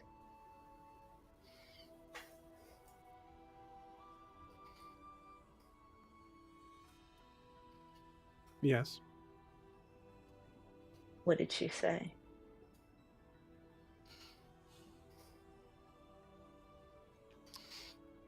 that this is very hard for her, and knowing that there's a possibility that you would see me, maybe even before your father, that I would tell you, but I can see the look on your face. You already know.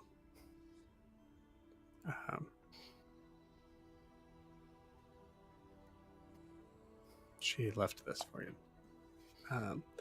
And you see there is a, she kind of like, she motions to a part of the room that is definitely within a hand's reach. But you see that she, I'll say this, she legitimately looks like she's like doing this. Okay. Like there's some sort of field that is actually keeping her from being able to touch it. I nod. It looks like it's her trident. Okay. Well, that is all she's ever been good at. Teaching how to fight, so makes sense. Eldryn. Yes. I understand.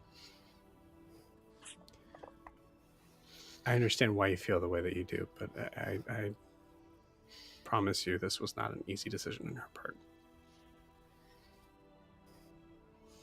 Anyway, I think she wrote it all. And she kind of points next to it. There's like a little like scroll that's like between the spokes of the trident. Okay. I'll read it in my room later, if that's okay with you. Of course. I just, how did it go with Catherine?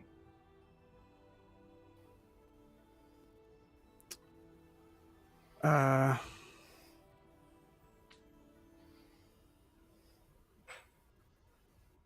good as it could. Did she accept? I don't know. She didn't tell me. I mean, do you really think she's even ready? Like, I mean, for persona willing, I have decades to watch and learn from my father. Catherine, you're just gonna... She doesn't have the benefit of your guidance if you're leaving Enoria, right? What you told me last time. I was, I was supposed to leave with the rest, but that was kind of how your mother started the conversation, as it would not be fit for me to travel with the queen at this time. So I'll be leaving shortly.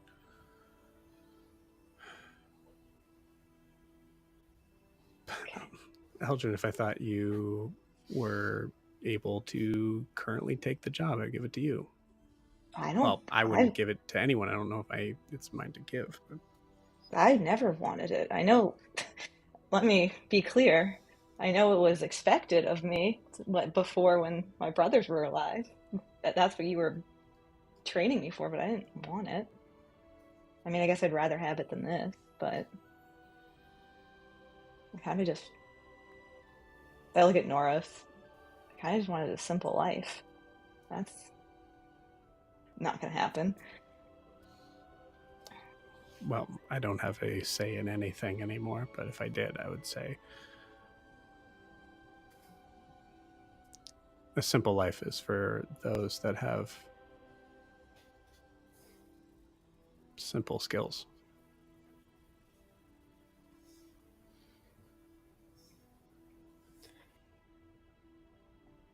Not gifts like you have. With all due respect, and like kind of nods towards Noros. Noros is in a quiet, very quiet, like very like stoic, almost like soldier-like face in this, but I think you read that face as like, I'm not talking to you.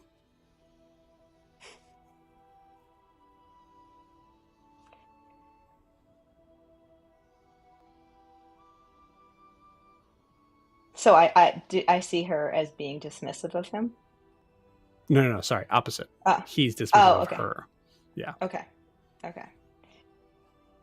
She was saying, with all due respect to him. Okay. As you had looked at him. Mm-hmm. Well, I suppose I should go talk to Catherine. Thank you for everything.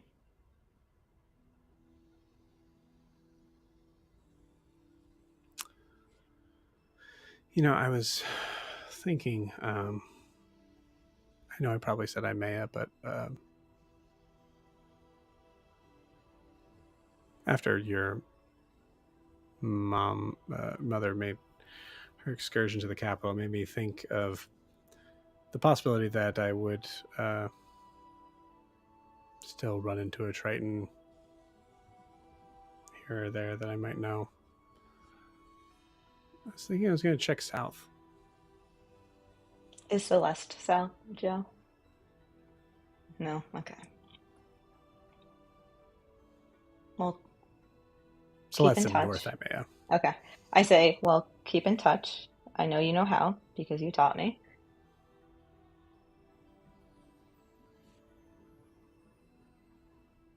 Do you really want me to awkwardly. do that?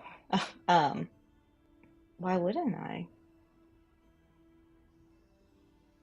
I think at this you see just a small tear, and it's so small that you get the idea that it's legitimately there's probably not much strength left for crying. There's probably like truly like physically the tear ducts might be exhausted, like that sort of thing. But you see, yeah, she kind of like just, yeah, okay. Well, if you change your mind, let me know. I hug her very tightly. She hugs you back. And I say, nothing will ever change how much I admire and appreciate you.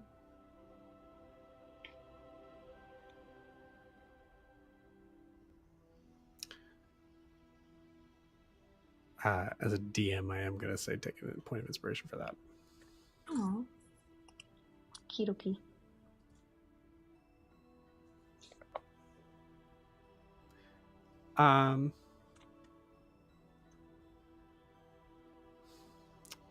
Right, it's up to you, honey, if you want to run a scene. I know you want to go to Catherine, but I think that's a good place to pause this. Okay. So I think as you're kind of like holding each other, there's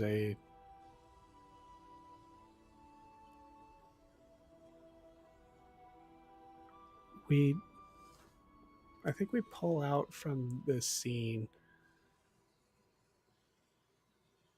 not how we normally would, like through the window. I think we pull kind of closer to this, to like towards the ceiling, as we see like just maybe even just the top of Norris's head, but the main subject matter stays constant here, as there is a few moments where it's at least not freeze framed, as you see like just changing position and holding her.